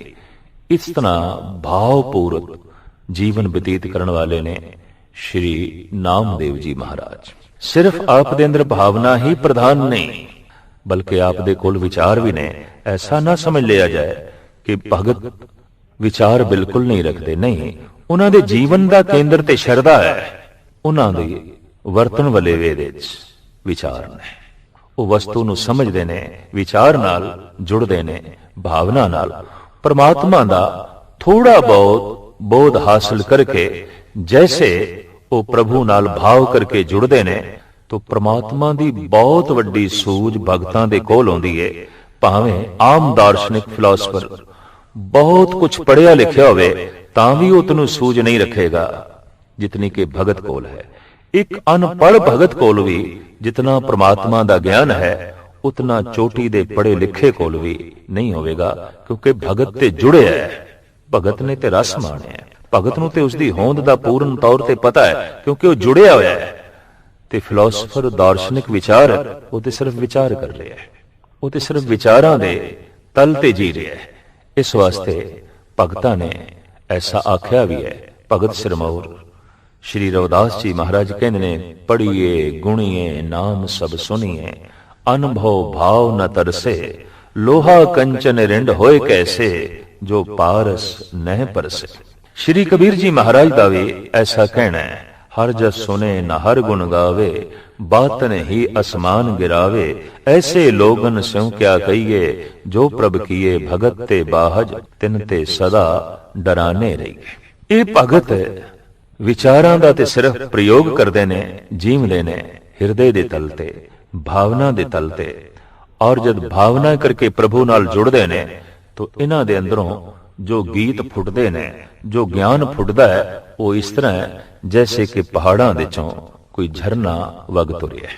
ਸ਼੍ਰੀ ਨਾਮਦੇਵ ਜੀ ਮਹਾਰਾਜ ਦੇ ਵਿਚਾਰ ਕਿਤਨੇ ਬੁਲੰਦ ਨੇ, ਗਿਆਨ ਕਿਤਨਾ ਮਹਾਨ ਹੈ, ਉਹਨਾਂ ਦੇ ਇੱਕ ਪਾਵਨ ਪਵਿੱਤਰ ਸ਼ਬਦ ਤੋਂ ਪਤਾ ਚੱਲਦਾ ਹੈ। ਆਮ ਗਾਥਾ ਹੈ ਔਰ ਉਹ ਭਾਈ ਸਾਹਿਬ ਭਾਈ ਗੁਰਦਾਸ ਜੀ ਨੇ ਵੀ ਲਿਖੀ ਹੈ ਕਿ ਕੰਮ ਕਿਤੇ ਪਿਓ ਚੱਲਿਆ, ਨਾਮਦੇਵ ਨੂੰ ਆਖ ਸੁਣਾਇਆ। ਨਾਮਦੇਵ ਨੂੰ ਸਾਰੀ ਗੱਲ ਸੁਣਾ ਦਿੱਤੀ। ਠਾਕੁਰ ਦੀ ਸੇਵਾ ਕਰੀ, ਘਰ ਦੇ ਵਿੱਚ ਮੂਰਤੀਆਂ ਰੱਖੀਆਂ ਸਨ ਤੇ ਨਾਮਦੇਵ ਨੂੰ ਕਹਿੰਦੇ ਨੇ ਤੂੰ ਅੰਮ੍ਰਿਤ ਵੇਲੇ ਉੱਠਣਾ ਹੈ, ਤੂੰ ਠਾਕਰਾਂ ਨੂੰ ਇਸ਼ਨਾਨ ਕਰਾਉਣ ਲਈ ਨਦੀ ਤੋਂ ਮਾਂਜੀ ਹੋਈ ਗਾਗਰ ਦੇ ਵਿੱਚ ਜਲ ਭਰ ਕੇ ਲਿਆਉਣਾ ਹੈ। ਪਵਿੱਤਰ ਗਾਗਰ ਦੇ ਵਿੱਚ ਜਲ ਭਰ ਕੇ ਲਿਆਉਣਾ ਹੈ ਤੇ ਠਾਕਰਾਂ ਨੂੰ ਇਸ਼ਨਾਨ ਕਰਾਉਣਾ ਹੈ। ਬਗੀਚੇ ਵਿੱਚ ਜਾ ਕੇ ਫੁੱਲ ਤੋੜਨੇ ਨੇ, ਬਗੀਆ ਵਿੱਚ ਜਾ ਕੇ ਤੇ ਤੋੜੇ ਹੋਏ ਫੁੱਲਾਂ ਦੀ ਮਾਲਾ ਬਣਾ ਕੇ ਠਾਕਰ ਦੇ ਗਲ ਵਿੱਚ ਪਾਣੀ ਹੈ। ਸਿਰਫ ਇਤਨਾ ਹੀ ਨਹੀਂ, ਘਰ ਵਿੱਚ ਜਿਹੜੀ ਕਪਿਲਾ ਗਊ ਹੈ ਉਸ ਦਾ ਦੁੱਧ ਚੋ ਕੇ ਤੂੰ ਠਾਕਰਾਂ ਨੂੰ ਪਿਲਾਣਾ ਹੈ। ਇਹ ਸਾਰਾ ਕਰਮ ਜੋ ਉਹਨਾਂ ਦਾ ਪਿਤਾ ਨਿਤ ਕਰਦਾ ਸੀ, ਕਿਉਂਕਿ ਅੱਜ ਕਿਧਰੇ ਬਾਹਰ ਕੰਮਕਾਰ ਲਈ ਜਾ ਰਿਹਾ ਹੈ ਤਾਂ ਨਾਮਦੇਵ ਨੂੰ ਕਹਿ ਦਿੱਤਾ ਹੈ ਜਿਤਨੇ ਚਿਰ ਤੱਕ ਮੈਂ ਨਾ ਆਵਾਂ ਇਹ ਸਾਰਾ ਪੂਜਾ, ਇਹ ਸਾਰਾ ਅਰਚਾ ਬੰਧਨ ਤੂੰ ਕਰਨਾ ਹੈ। ਅੰਮ੍ਰਿਤ ਵੇਲੇ ਬਣੇ ਹੋਏ ਰੋਜ਼ਾਨਾ ਦੇ ਸੁਭਾਅ ਮੁਤਾਬਕ ਆਪ ਉੱਠੇ ਨੇ ਬ੍ਰਹਮ ਮਹੂਰਤ ਦੇ ਵਿੱਚ, ਗਾਗਰ ਪਿੱਤਲ ਦੀ ਸਿਰ ਤੇ ਰੱਖੀ ਹੈ, ਨਦੀ ਦੇ ਤੱਟ ਤੇ ਗਏ ਨੇ, ਗਾਗਰ ਖੂਬ ਮਾਂਜੀ ਹੈ, ਇਸ਼ਨਾਨ ਕੀਤਾ ਹੈ, ਗਾਗਰ ਨੂੰ ਭਰਿਆ ਹੈ ਤਾਂ ਆਪ ਦੀ ਦ੍ਰਿਸ਼ਟੀ ਜਲ ਜੰਤੂਆਂ ਤੇ ਪੈ ਗਈ, ਮਛਲੀਆਂ ਤੇ ਪੈ ਗਈ, ਕੁਝ ਮੇਂਢਕ ਸਨ ਉਹਨਾਂ ਤੇ ਪੈ ਗਈ, ਕੁਝ ਕਛੂਏ ਸਨ ਉਹਨਾਂ ਤੇ ਪੈ ਗਈ। ਆਪ ਦੇ ਅੰਦਰੋਂ ਅਮਰ ਗੀਤ ਦਾ ਝਰਨਾ ਇੰਜ ਫੁੱਟਿਆ। ਆਨੀ ਲੈ ਕੁੰਭ ਭਰਾਈ ਲੈ ਉਦਕ, ਠਾਕਰ ਕੋਈ ਇਸ਼ਨਾਨ ਕਰੋ, पर 42 लख जीव जल में होते, बीठल भेला काहे करो। महाराष्ट्र ਦੇ ਵਿੱਚ ਪ੍ਰਭੂ ਦਾ ਇੱਕ ਨਾਮ ਬੀਠਲ ਵੀ ਹੈ, ਉਸੇ ਦਾ ਹੀ ਆਪ ਪ੍ਰਯੋਗ ਕਰਦੇ ਨੇ। ਬੀਠਲ ਨਾਮ ਦਾ ਇੱਕ ਮੰਦਿਰ ਵੀ ਹੈ, ਬਿੱਠਲ ਮੰਦਿਰ ਪੰਡਰਪੁਰ ਦੇ ਵਿੱਚ, ਔਰ ਉਹ ਤੀਰਥ ਹੈ ਔਰ ਬਹੁਤ ਵੱਡੀ ਪੂਰਨਮਾਸ਼ੀ ਵਾਲੇ ਦਿਨ ਭੀੜ ਰਹਿੰਦੀ ਹੈ। ਸ਼੍ਰੀ ਨਾਮਦੇਵ ਜੀ ਮਹਾਰਾਜ ਕਹਿੰਦੇ ਨੇ, ਐ ਬੀਠਲ ਦੱਸ ਮੈਂ ਕੀ ਕਰਾਂ, ਮੈਂ ਪਾਣੀ ਭਰਿਆ ਹੈ, ਗਾਗਰ ਮਾਂਜੀ ਹੈ, ਤੈਨੂੰ ਇਸ਼ਨਾਨ ਕਰਾਣਾ ਹੈ, ਪਰ ਕਰਾਂ ਕਿ ਪਾਣੀ ਪਵਿੱਤਰ ਨਹੀਂ ਹੈ। ਕਿਉਂ ਕਿ 42 ਲੱਖ ਜੂਨੀਆਂ ਤੇ ਆਖਰ ਪਾਣੀ ਦੇ ਚ ਨੇ ਤੇ ਉਹ ਸਾਰਾ ਕਿਰਿਆ ਕਰਮ ਪਾਣੀ ਦੇ ਚ ਹੀ ਕਰਦੀਆਂ ਨੇ। ਜਨਮ ਉਹਨਾਂ ਦਾ ਪਾਣੀ ਦੇ ਚ, ਜੀਵਨ ਉਹਨਾਂ ਦਾ ਪਾਣੀ ਦੇ ਚ, ਮਰਨ ਉਹਨਾਂ ਦਾ ਪਾਣੀ ਦੇ ਚ, ਸਾਰੀ ਕਿਰਿਆ ਪਾਣੀ ਦੇ ਚ, ਔਰ ਇਹ ਕੁੱਲ ਮਖਲੂਕ ਦਾ ਅੱਧਾ ਹਿੱਸਾ ਪਾਣੀ ਦੇ ਚ ਹੈ। ਪੁਰਾਣੇ ਸ਼ਾਸਤਰਾਂ ਦੀ ਗਣਤ ਦੇ ਮੁਤਾਬਕ 84 ਲੱਖ ਜੋਨੀਆਂ ਨੇ, ਜਿਹਦੇ ਚੋਂ 42 ਲੱਖ ਜਲ ਦੇ ਚ ਨੇ, 21 ਲੱਖ ਥਲ ਜੰਤੂ ਨੇ, ਔਰ 21 ਲੱਖ ਨਭ ਜੰਤੂ ਨੇ, ਆਕਾਸ਼ ਦੇ ਚ ਉੱਡਣ ਵਾਲੇ। ਇਸ ਢੰਗ ਨਾਲ 84 ਲੱਖ ਦੀ ਗਿਣਤੀ ਕੀਤੀ ਗਈ ਹੈ, ਪਰ ਇਹ ਅੱਧਾ ਜੀਵ ਮੰਡਲ ਸਾਰੇ ਦਾ ਸਾਰਾ ਪਾਣੀ ਦੇ ਚ ਹੈ। ਤੋ ਨਾਮਦੇਵ ਕਹਿੰਦੇ ਨੇ, ਜਦ ਜੀਵਨ ਪਾਣੀ ਦੇ ਚ ਹੈ, ਜਨਮ ਪਾਣੀ ਦੇ ਚ ਹੈ, ਮਰਨ ਪਾਣੀ ਦੇ ਚ ਹੈ, ਇਹ ਪਾਣੀ ਪਵਿੱਤਰ ਨਹੀਂ ਹੋ ਸਕਦਾ, ਇਹ ਤੇ ਅਪਵਿੱਤਰ ਹੈ। हे ਪ੍ਰਭੂ, ਮੈਂ ਇਸ ਜਲ ਦਾ ਤੈਨੂੰ ਇਸ਼ਨਾਨ ਨਹੀਂ ਕਰਾਣਾ। ਖਾਲੀ ਗਾਗਰ ਲੈ ਕੇ ਆ ਗਏ ਔਰ ਸੋਚ ਰਹੇ ਨੇ ਅੱਜ ਠਾਕਰਾਂ ਨੂੰ ਇਸ਼ਨਾਨ ਨਹੀਂ ਕਰਾਣਾ, ਪਾਣੀ ਤੇ ਅਪਵਿੱਤਰ ਹੈ ਤੇ ਇਹ ਤੇ ਠਾਕਰਾਂ ਨੂੰ ਅਪਵਿੱਤਰ ਕਰਨਾ ਹੋਵੇਗਾ। ਪਰ ਇਹ ਸੋਚਣੀ ਆਪ ਦੇ ਅੰਦਰ ਜੋ ਫੁੱਟੀ ਹੈ, ਗਾਲਬਨ 11 ਸਾਲ ਦੀ ਉਮਰ ਦੇ ਵਿੱਚ। ਛੋਟੇ ਨੇ, ਬੱਚੇ ਨੇ, ਪਿਤਾ ਬਾਹਰ ਜਾ ਰਿਹਾ ਹੈ ਤੇ ਪੁੱਤਰ ਨੂੰ ਸਮਝਾਇਆ ਹੈ, ਇਹ ਸਭ ਕੁਝ ਤੂੰ ਰੋਜ਼ ਕਰਨਾ ਹੈ, ਪਰ ਇਸ ਮਾਸੂਮ ਬਾਲਕ ਦੇ ਧਾਰਮਿਕ ਸੰਸਕਾਰ ਇਤਨੇ ਪ੍ਰਬਲ ਨੇ ਤੇ ਬੁੱਧੀ ਇਤਨੀ ਉਜਵਲ ਹੈ। ਆਪ ਕਹਿੰਦੇ ਨੇ, ਨਹੀਂ, ਇਹ ਜਲ ਤੇ ਅਪਵਿੱਤਰ ਹੈ ਤੇ ਅਪਵਿੱਤਰ ਜਲ ਦੇ ਨਾਲ हे ਪ੍ਰਭੂ ਮੈਂ ਤੈਨੂੰ ਇਸ਼ਨਾਨ ਕਰਾਵਾਂ ਤੇ ਕਿਵੇਂ ਕਰਾਵਾਂ। ਛੋਟੀ ਜਿਹੀ ਟੋਕਰੀ ਲੈ ਕੇ ਆਪ ਬਗੀਆ ਦੇ ਚ ਗਏ। ਫੁੱਲ ਤੋੜਨ ਲੱਗੇ ਨੇ ਤੇ ਫੁੱਲਾਂ ਦੇ ਉੱਤੇ ਮੰਡਲਾ ਰਹੇ ਨੇ ਭੌਰੇ, ਤਿਤਲੀਆਂ। ਆਪ ਦੇਖਦੇ ਆਂ ਇੱਕਦਮ ਹੈਰਾਨ ਹੋਏ ਕਿ ਸ਼ਹਿਦ ਦੀਆਂ ਮੱਖੀਆਂ ਵੀ ਫੁੱਲਾਂ ਦੇ ਚੋਂ ਰਸ ਕੱਢ ਰਹੀਆਂ ਨੇ। ਆਪ ਕਹਿੰਦੇ ਨੇ ਫੁੱਲ ਵੀ ਪਾਵਨ ਨਹੀਂ ਨੇ, ਪਵਿੱਤਰ ਨਹੀਂ ਨੇ, ਇਹਨਾਂ ਦਾ ਰਸ ਤੇ ਭੌਰੇ ਲੈ ਜਾਂਦੇ ਨੇ, ਇਹਨਾਂ ਦੇ ਚੋਂ ਰਸ ਤੇ ਸ਼ਹਿਦ ਦੀਆਂ ਮੱਖੀਆਂ ਕੱਢ ਕੇ ਲੈ ਜਾਂਦੀਆਂ ਨੇ, ਤਿਤਲੀਆਂ ਕੱਢ ਕੇ ਲੈ ਜਾਂਦੀਆਂ ਨੇ। ਲਿਹਾਜ਼ਾ ਇਹਨਾਂ ਫੁੱਲਾਂ ਦੀ ਮਾਲਾ ਪਰੋ ਕੇ हे ਠਾਕਰ ਮੈਂ ਤੇਰੇ ਗਲੇ ਕਿਸ ਤਰ੍ਹਾਂ ਪਾਵਾਂ, ਜਦ ਕਿ ਇਹਨਾਂ ਫੁੱਲਾਂ ਦਾ ਇਸਤੇਮਾਲ ਭੌਰੇ ਪਹਿਲੇ ਹੀ ਕਰ ਲੈਂਦੇ ਨੇ, ਤਿਤਲੀਆਂ ਪਹਿਲੇ ਹੀ ਕਰ ਲੈਂਦੀਆਂ ਨੇ, ਸ਼ਹਿਦ ਦੀਆਂ ਮੱਖੀਆਂ ਪਹਿਲੇ ਹੀ ਕਰ ਲੈਂਦੀਆਂ ਨੇ। ਆ ਨੀਲੇ ਫੂਲ ਪਰੋਈ ਲੈ ਮਾਲਾ, ਠਾਕਰ ਕੀ ਹੋਂ ਪੂਜ ਕਰੋ, ਪਰ ਪਹਿਲੇ ਬਾਸ ਲਈ ਹੈ ਭੌਰੇ, ਬੀਠਲ ਭੇਲਾ ਕਾਹੇ ਕਰੋ। ਹੂ ਬਹੁ ਇਸ ਤਰ੍ਹਾਂ ਦਾ ਵਾਕ ਭਗਤ ਰਵਿਦਾਸ ਜੀ ਮਹਾਰਾਜ ਦਾ ਵੀ ਹੈ। ਮਾਈ ਗੋਬਿੰਦ ਪੂਜਾ ਕਹਾਂ ਲੈ ਚਰਾਓ, ਅਵਰ ਨਾ ਫੂਲ ਅਨੂਪ ਨਾ ਪਾਓ, दूध ता बछरे थनो बिडारियो, फूल भवर जल मीन बिगारियो। हे प्रभु मैं किवें पानी नाल तैनू इशनान करावां, वो ते जल अपवित्र कर दिता मीन ने, फुल ते अपवित्र कर दिते ने, भौरियां ने, तितलियां ने, शहद दियां मक्खियां ने। हुण आप नूं ख्याल आया कि तीजा कम पिता ने सौंपिया सी, कपिला गऊ दा दुध ਠਾਕਰਾਂ ਨੂੰ ਪਿਲਾਣਾ ਹੈ। ਤੋ ਆਪਣੀ ਮਾਤਾ ਨੂੰ ਆਖਿਆ ਗਊ ਚੋ ਦਿਓ, ਦੁੱਧ ਚਾਹੀਦਾ ਹੈ। ਨਾਮਦੇਵ ਦੀ ਮਾਤਾ ਨੇ ਗਊ ਦਾ ਬਛੜਾ ਖੋਲਿਆ, ਬਛੜਾ ਥਣ ਚੁੰਗਣ ਲੱਗ ਪਿਆ ਤੇ ਨਾਮਦੇਵ ਜੀ ਮਹਾਰਾਜ ਆਪਣੀ ਮਾਂ ਨੂੰ ਕਹਿੰਦੇ ਨੇ ਪਹਿਲੇ ਇਹ ਬਛੜਾ ਦੁੱਧ ਪੀਏਗਾ। ਹਾਂ ਮੇਰੇ ਬੱਚੇ, ਪਹਿਲੇ ਬਛੜਾ ਦੁੱਧ ਪੀਏਗਾ ਤਾਂ ਹੀ ਗਊ ਦੁੱਧ ਦੇਂਦੀ ਹੈ। ਤੋ ਆਪ ਕਹਿਣ ਲੱਗੇ ਮਾਂ ਮੈਨੂੰ ਇਹ ਦੁੱਧ ਨਹੀਂ ਚਾਹੀਦਾ, ਇਸ ਦੁੱਧ ਦਾ ਭੋਗ ਮੈਂ ਠਾਕਰਾਂ ਨੂੰ ਨਹੀਂ ਲਵਾਣਾ। ਕਿਉਂ? ਆਨੀ ਲੈ ਦੂਧ ਰਿਧਾਈ ਲੈ ਖੀਰਨ, ਠਾਕਰ ਕੋ ਨੈਵੇਦ ਕਰੋ, ਪਰ ਪਹਿਲੇ ਦੂਧ ਬਿਤਾਰਿਓ ਬਛਰੇ, ਬੀਠਲ ਭੇਲਾ ਕਾਹੇ ਕਰੋ। हे ਬਿਠਲ ਦੱਸ ਮੈਂ ਕੀ ਕਰਾਂ, ਇਹ ਦੁੱਧ ਤੇ ਪਹਿਲੇ ਚੁੰਗ ਗਿਆ ਬਛੜਾ, ਉਹਨੇ ਅਪਵਿੱਤਰ ਕਰ ਦਿੱਤਾ ਹੈ। ਥਣਾ ਦੇ ਚ ਦੂਧ ਤਾਂ ਬਛਰੇ ਥਨੋਂ ਬਿਟਾਰਿਓ। ਭਗਤ ਰਵਿਦਾਸ ਜੀ ਮਹਾਰਾਜ ਕਹਿੰਦੇ ਨੇ ਆਨੀ ਲੈ ਦੂਧ ਰਿਧਾਈ ਲੈ ਖੀਰਨ, ਠਾਕਰ ਕੋ ਨੈਵੇਦ ਕਰੋ, ਪਰ ਪਹਿਲੇ ਦੂਧ ਬਿਟਾਰਿਓ ਬਛਰੇ, ਬਿਠਲ ਭੇਲਾ ਕਾਹੇ ਕਰੋ। ਇਹ ਬਿਠਲ ਦੱਸ ਮੈਂ ਕੀ ਕਰਾਂ, ਦੁੱਧ ਤੇ ਅਪਵਿੱਤਰ ਹੋ ਗਿਆ, ਇਹ ਤੇ ਪਹਿਲੇ ਬਛੜੇ ਨੇ ਪੀ ਲਿਆ ਤੇ ਮੈਂ ਤੇ ਤੈਨੂੰ ਪਹਿਲੇ ਭੋਗ ਲਵਾਣਾ ਸੀ, ਪਰ ਇਹ ਤੇ ਬਛੜਾ ਹੀ ਪਹਿਲੇ ਭੋਗ ਲਾ ਗਿਆ ਔਰ ਥਣਾ ਦੇ ਚ ਹੀ ਝੂਠਾ ਕਰ ਗਿਆ, ਤਾਂ ਮੈਂ ਇਸ ਦਾ ਭੋਗ ਲਵਾਵਾਂ ਤੇ ਕਿਵੇਂ ਲਵਾਵਾਂ। ਅੱਜ ਪੂਜਾ ਨਹੀਂ ਹੋਈ, ਅੱਜ ਠਾਕਰਾਂ ਦਾ ਇਸ਼ਨਾਨ ਨਹੀਂ ਹੋਇਆ, ਅੱਜ ਠਾਕਰਾਂ ਦੇ ਅੱਗੋਂ ਦੁੱਧ ਨਹੀਂ ਰੱਖਿਆ ਗਿਆ, ਦੁੱਧ ਨਹੀਂ ਪਿਲਾਇਆ ਗਿਆ। ਆਪ ਬੈਠੇ ਨੇ ਸੋਚ ਦੇ ਵਿੱਚ ਪਿਤਾ ਨਾਰਾਜ਼ ਹੋਵੇਗਾ, ਪਿਤਾ ਔਖਾ ਹੋਵੇਗਾ। ਇਸ ਤਰ੍ਹਾਂ ਦੀਆਂ ਸੋਚਾਂ ਦੇ ਵਿੱਚ ਆਪ ਪਏ ਨੇ ਤੇ ਆਪ ਦੇ ਅੰਦਰੋਂ ਅਮਰ ਧੁਨੀ ਇੰਜ ਉੱਠੀ, ਈਬੇ ਬੀਠਲ ਊਬੇ ਬੀਠਲ, ਬੀਠਲ ਬਿਨ ਸੰਸਾਰ ਨਹੀਂ, ਥਾਨ ਥਨੰਤਰ ਪ੍ਰਣਵੇ ਨਾਮਾ, ਪੂਰ ਰਹੋ ਤੂੰ ਸਰਬ ਮਹੀ। हे ਪ੍ਰਭੂ, ਜਦ ਮੈਂ ਸੋਚਿਆ ਕਿ ਤੈਨੂੰ ਇਸ਼ਨਾਨ ਕਰਾਵਾਂ ਤਾਂ ਤੂੰ ਮੱਛੀ ਹੋ ਕੇ ਪਹਿਲੇ ਆਪ ਹੀ ਜਲ ਦੇ ਵਿੱਚ ਇਸ਼ਨਾਨ ਕਰ ਰਿਹਾ, ਮੈਂ ਤੈਨੂੰ ਕੀ ਇਸ਼ਨਾਨ ਕਰਾਵਾਂ। हे ਪ੍ਰਭੂ, ਜਦ ਮੈਂ ਤੈਨੂੰ ਸੋਚਿਆ, ਤੇਰੇ ਬਾਰੇ ਸੋਚਿਆ ਕਿ ਇਸ਼ਨਾਨ ਕਰਾਵਾਂ, ਤਾਂ ਇਹ ਵੀ ਵਿਚਾਰ ਪੈਦਾ ਹੋਏ ਕਿ ਇਸ਼ਨਾਨ ਤੇ ਉਸ ਨੂੰ ਕਰਾਇਆ ਜਾਂਦਾ ਹੈ ਜੋ ਮੈਲਾ ਹੋ ਜਾਏ। ਕਿਆ ਤੂੰ ਮੈਲਾ ਹੋ ਜਾਣਾ ਹੈ? ਸਾਹਿਬ ਕਹਿੰਦੇ ਨੇ ਗੁਰੂ ਅਰਜਨ ਦੇਵ ਜੀ ਮਹਾਰਾਜ, ਹਮ ਮੈਲੇ ਤੁਮ ਉਜਲ ਕਰਤੇ, ਹਮ ਨਿਰਗੁਣ ਤੂੰ ਦਾਤਾ। ਤੂੰ ਤੇ ਉਜਲ ਹੈ, ਤੂੰ ਤੇ ਪਾਵਨ ਹੈ, ਤੂੰ ਤੇ ਪਵਿੱਤਰ ਹੈ, ਮੈਲੇ ਤੇ ਅਸੀਂ ਹੋ ਜਾਂਦੇ ਹਾਂ। ਸਾਡਾ ਤਨ ਮੈਲਾ, ਸਾਡਾ ਮਨ ਮੈਲਾ। हे ਪ੍ਰਭੂ, ਤੂੰ ਤੇ ਨਿਰਮਲ ਹੈ, ਤੂੰ ਤੇ ਸਵੱਛ ਹੈ, ਤੂੰ ਤੇ ਪਾਵਨ ਹੈ, ਤੂੰ ਤੇ ਅਤੀ ਪਵਿੱਤਰ ਹੈ।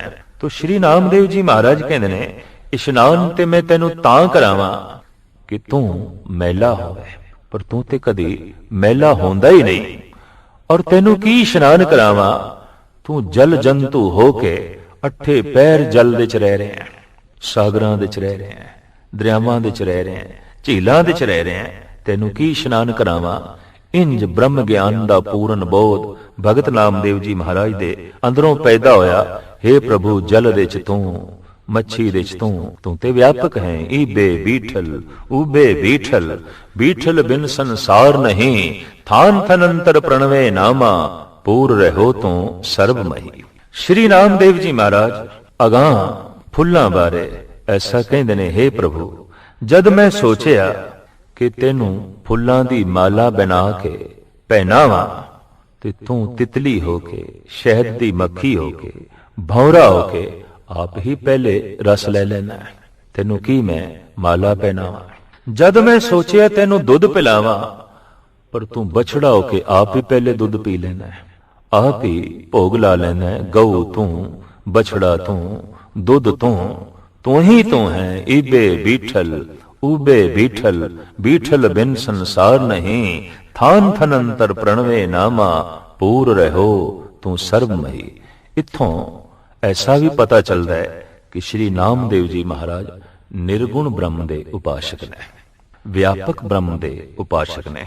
ਆਪ ਦੇ ਐਸੇ ਬੋਲ ਵੀ ਨੇ, ਹਿੰਦੂ ਪੂਜੇ ਦੇਹੁਰਾ, ਮੁਸਲਮਾਨ ਮਸੀਤ, ਨਾਮੇ ਸੋਈ ਸੇਵਿਆ, ਨਾ ਦੇਹੁਰਾ ਨਾ ਮਸੀਤ। ਹਿੰਦੂ ਲੱਭਦਾ ਹੈ ਮੂਰਤੀਆਂ ਦੇ ਚ ਪ੍ਰਭੂ ਨੂੰ, ਮੁਸਲਮਾਨ ਲੱਭਦਾ ਹੈ ਖਾਨਕਾਹ ਦੇ ਚੋਂ, ਪਰ ਨਾਮਦੇਵ ਜੀ ਮਹਾਰਾਜ ਕਹਿੰਦੇ ਨੇ, ਮੈਂ ਤੇ ਜਿੱਧਰ ਦੇਖਦਾ ਤੇਰੇ ਤੋਂ ਬਿਨਾ ਕੁਝ ਹੈ ਹੀ ਨਹੀਂ, ਤੂੰ ਹੀ ਤੂੰ ਹੈ। ਇਸ ਨੂੰ ਸ਼੍ਰੀ ਨੰਦ ਲਾਲ ਜੀ ਮਹਾਰਾਜ ਨੇ ਇੰਜ ਬਿਆਨ ਕੀਤਾ ਹੈ, ਬ੍ਰਾਹਮਣ ਮੁਸ਼ਤਾਕੇ ਬੁੱਧ, ਜ਼ਾਹਿਦ ਫਿਦਾਏ ਖਾਨਕਾਹ, ਹਰ ਕੁ ਜਾ ਜਾਵੇਂ ਮੁਹੱਬਤ, ਦੀਦਾਇਮ ਸਰਸ਼ਾਰਸਤ। ਬ੍ਰਾਹਮਣ ਲੱਭਦਾ ਤੈਨੂੰ ਬੁੱਤਾਂ ਦੇ ਚੋਂ, ਔਰ ਮੁਸਲਿਮ ਲੱਭਦਾ ਤੈਨੂੰ ਖਾਨਕਾਹ ਦੇ ਚੋਂ, ਪਰ ਹਰ ਕੁ ਜਾ ਜਾਵੇਂ ਮੁਹੱਬਤ, ਮੈਨੂੰ ਤੇ ਹਰ ਥਾਂ ਤੇ ਤੇਰੀ ਮੁਹੱਬਤ, ਤੇਰਾ ਪਿਆਰ ਹੀ ਦਿਖਾਈ ਦਿੰਦਾ ਹੈ, ਚਾਹੇ ਉਹ ਮੰਦਿਰ ਹੈ, ਚਾਹੇ ਉਹ ਮਸਜਿਦ ਹੈ, ਹਰ ਪਾਸੇ ਤੂੰ ਹੀ ਤੂੰ ਹੈ। तो श्री नामदेव जी महाराज कहते हिंदू पूजे देहोरा, मुसलमान मसीद, नामे सोई सेविया, ना देहोरा ना मसीद। तो फिर किथे है? जे मंदिर ते मस्जिद विच नहीं तो फिर किथे है? तो नामदेव कहते सबे घट राम बोले, राम बोले, रामा बोले, राम बिना को बोले रे। मेरा राम घट घट विच बोल रहा है, और राम तो बिना कौन बोल सकता है? राम ही बोल रहा है। पशुआं दे च राम ही बोल रहा है, पक्षियां दे च राम ही बोल रहा है, मनुखां दे च राम ही बोल रहा है, पवन दी शां दे च राम ही बोल रहा है, सागर दे गर्जन दे च, बदलां दे गर्जन दे च, और सागर दी गर्जन दे विच ही नहीं प्रभु बोल रहा है, कोयल दी कूह दे च, बुलबुलां दे चहचहाण दे च। हे प्रभु तू ही ते बोल रहे हैं, सबे घट राम बोले, राम बोले, रामा बोले, राम बिना को बोले रे।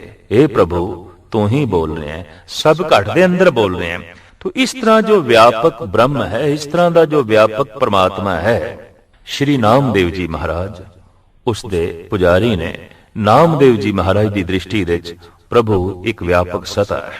वो अखंड ज्योति है, खंडित नहीं है, टुकड़ियां टुकड़ियां विच नहीं है, अखंड ज्योति है, व्यापक है। पर उस तक किवें पहुंचीए ते उस नूं किवें प्राप्त करिए, नामदेव दे ये आखिरी बोल आप जी दे समक्ष भेंट करा। श्री नामदेव जी महाराज दा फरमान, ज्यों जल मांझे माछलो मार्ग पेखणो न जाई, ज्यों आकाशे पंखी अलो खोज निरखो न जाई। उस प्रभु नूं किवें तलाश करिए ते उस परमात्मा तक किवें पहुंचीए जो व्यापक है, किवें पहुंचीए, मार्ग की है, आखिर रस्ता की है। तो नामदेव कहंदे ने जैसे जल दे विच मच्छी चलदी है ते रस्ता बनदा है, उंज बना बनाया कोई रस्ता नहीं है, बना बनाया कोई मार्ग नहीं है, चलदियां ही मार्ग बनदा है। आसमान दे उत्ते बने बनाई कोई सड़क नहीं है, पंछी उड़दा है ते मार्ग बनदा है, उंज कोई मार्ग नहीं, उंज कोई रस्ता नहीं, बस उड़दियां ही रस्ता बनदा है ते मच्छी दे चलदियां ही सागर दे विच मार्ग बनदा है, उंज कोई मार्ग नहीं। मनुख जैसे जैसे राम दा रटन करना आरंभ कर देंदा है, राम दा मार्ग बनना भी शुरू हो जाता है। गुरु गुरु दी आराधना जैसे मनुख आरंभ कर देंदा है, गुरु गुरु दा नाम लेना जद शुरू कर देंदा है, तो गुरु दा मार्ग भी बनना नाल शुरू हो जाता है। बना बनाया मार्ग नहीं है, इत्थे जपदियां मार्ग बनेगा, इत्थे नाम उच्चारण करदियां ही मार्ग बनेगा। जमीन दे उत्ते सानू बणियां बनाईयां सड़कां मिल सकदियां, चलना सानू पैंदा है, सड़क नहीं बनानी पैंदी। पर इत्थे अध्यात्मक मंडल दे उत्ते ऐसा है कि असीं जद चलांगे तो चलदियां ही सड़क बनेगी। जैसे असीं पृथ्वी ते भी कई दफा देखते हैं कि लगातार मनुख किसी एक थां तो लंघन तो अपने आप पगडंडी बन जाती है, एक रेखा बन जाती है, एक मार्ग बन जाता है। अध्यात्मक मंडल दे विच ऐसा है, वाहिगुरु वाहिगुरु जपना आरंभ कर दईए, बस आरंभ करदियां ही मार्ग बनदा है। जैसे मच्छी चले तो रस्ता बनदा है, उंज कोई रस्ता नहीं। इत्थे इंज पहुंचना है परमात्मा तक जिवें मच्छी एक थां तो दूसरी थां ते पहुंचती है, जिवें पक्षी एक थां तो दूसरे थां तक पहुंचदा है। इस नूं खोलिया है परम दार्शनिक संत गुरु घर दे वेद व्यास भाई गुरदास ने। गुरुमुख खोज अगम है, ज्यों जल अंदर मीन फिरंदा, गुरुमुख खोज अलख है, ज्यों आकाशे पंख उड़ंदा। गुरुमुख जिहड़ा है वो परमात्मा दी खोज इस तरह कर लैंदा है जिवें सागर दे विच मच्छी एक थां तो दूसरी थां ते पहुंच जांदी है, जिवें पक्षी एक थां तो दूसरी थां ते पहुंच जांदा है। बिना मार्ग दे उड़दियां ही मार्ग बनदा है, चलदियां ही मार्ग बनदा है। इस तरह गुरु का सिख जद जपदा है तो जपदियां ही जपदियां परमात्मा तक पहुंच जाता है, ईश्वर तक पहुंच जाता है, अकाल पुरख तक पहुंच जाता है। हू बहो श्री नामदेव जी महाराज यही कुछ कह रहे ने, मार्ग बना बनाया नहीं है, राम राम जपदियां ही राम दा मार्ग बनेगा और राम दी लीनता नसीब होवेगी।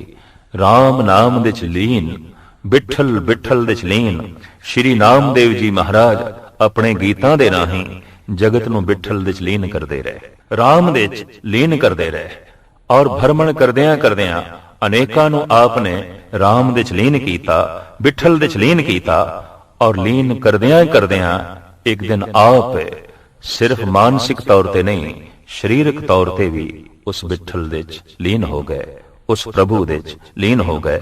और ये लीनता ऐसी हुई, सूरज किरण मिले जल का जल हुआ राम, ज्योति ज्योत रली संपूर्ण थिया राम।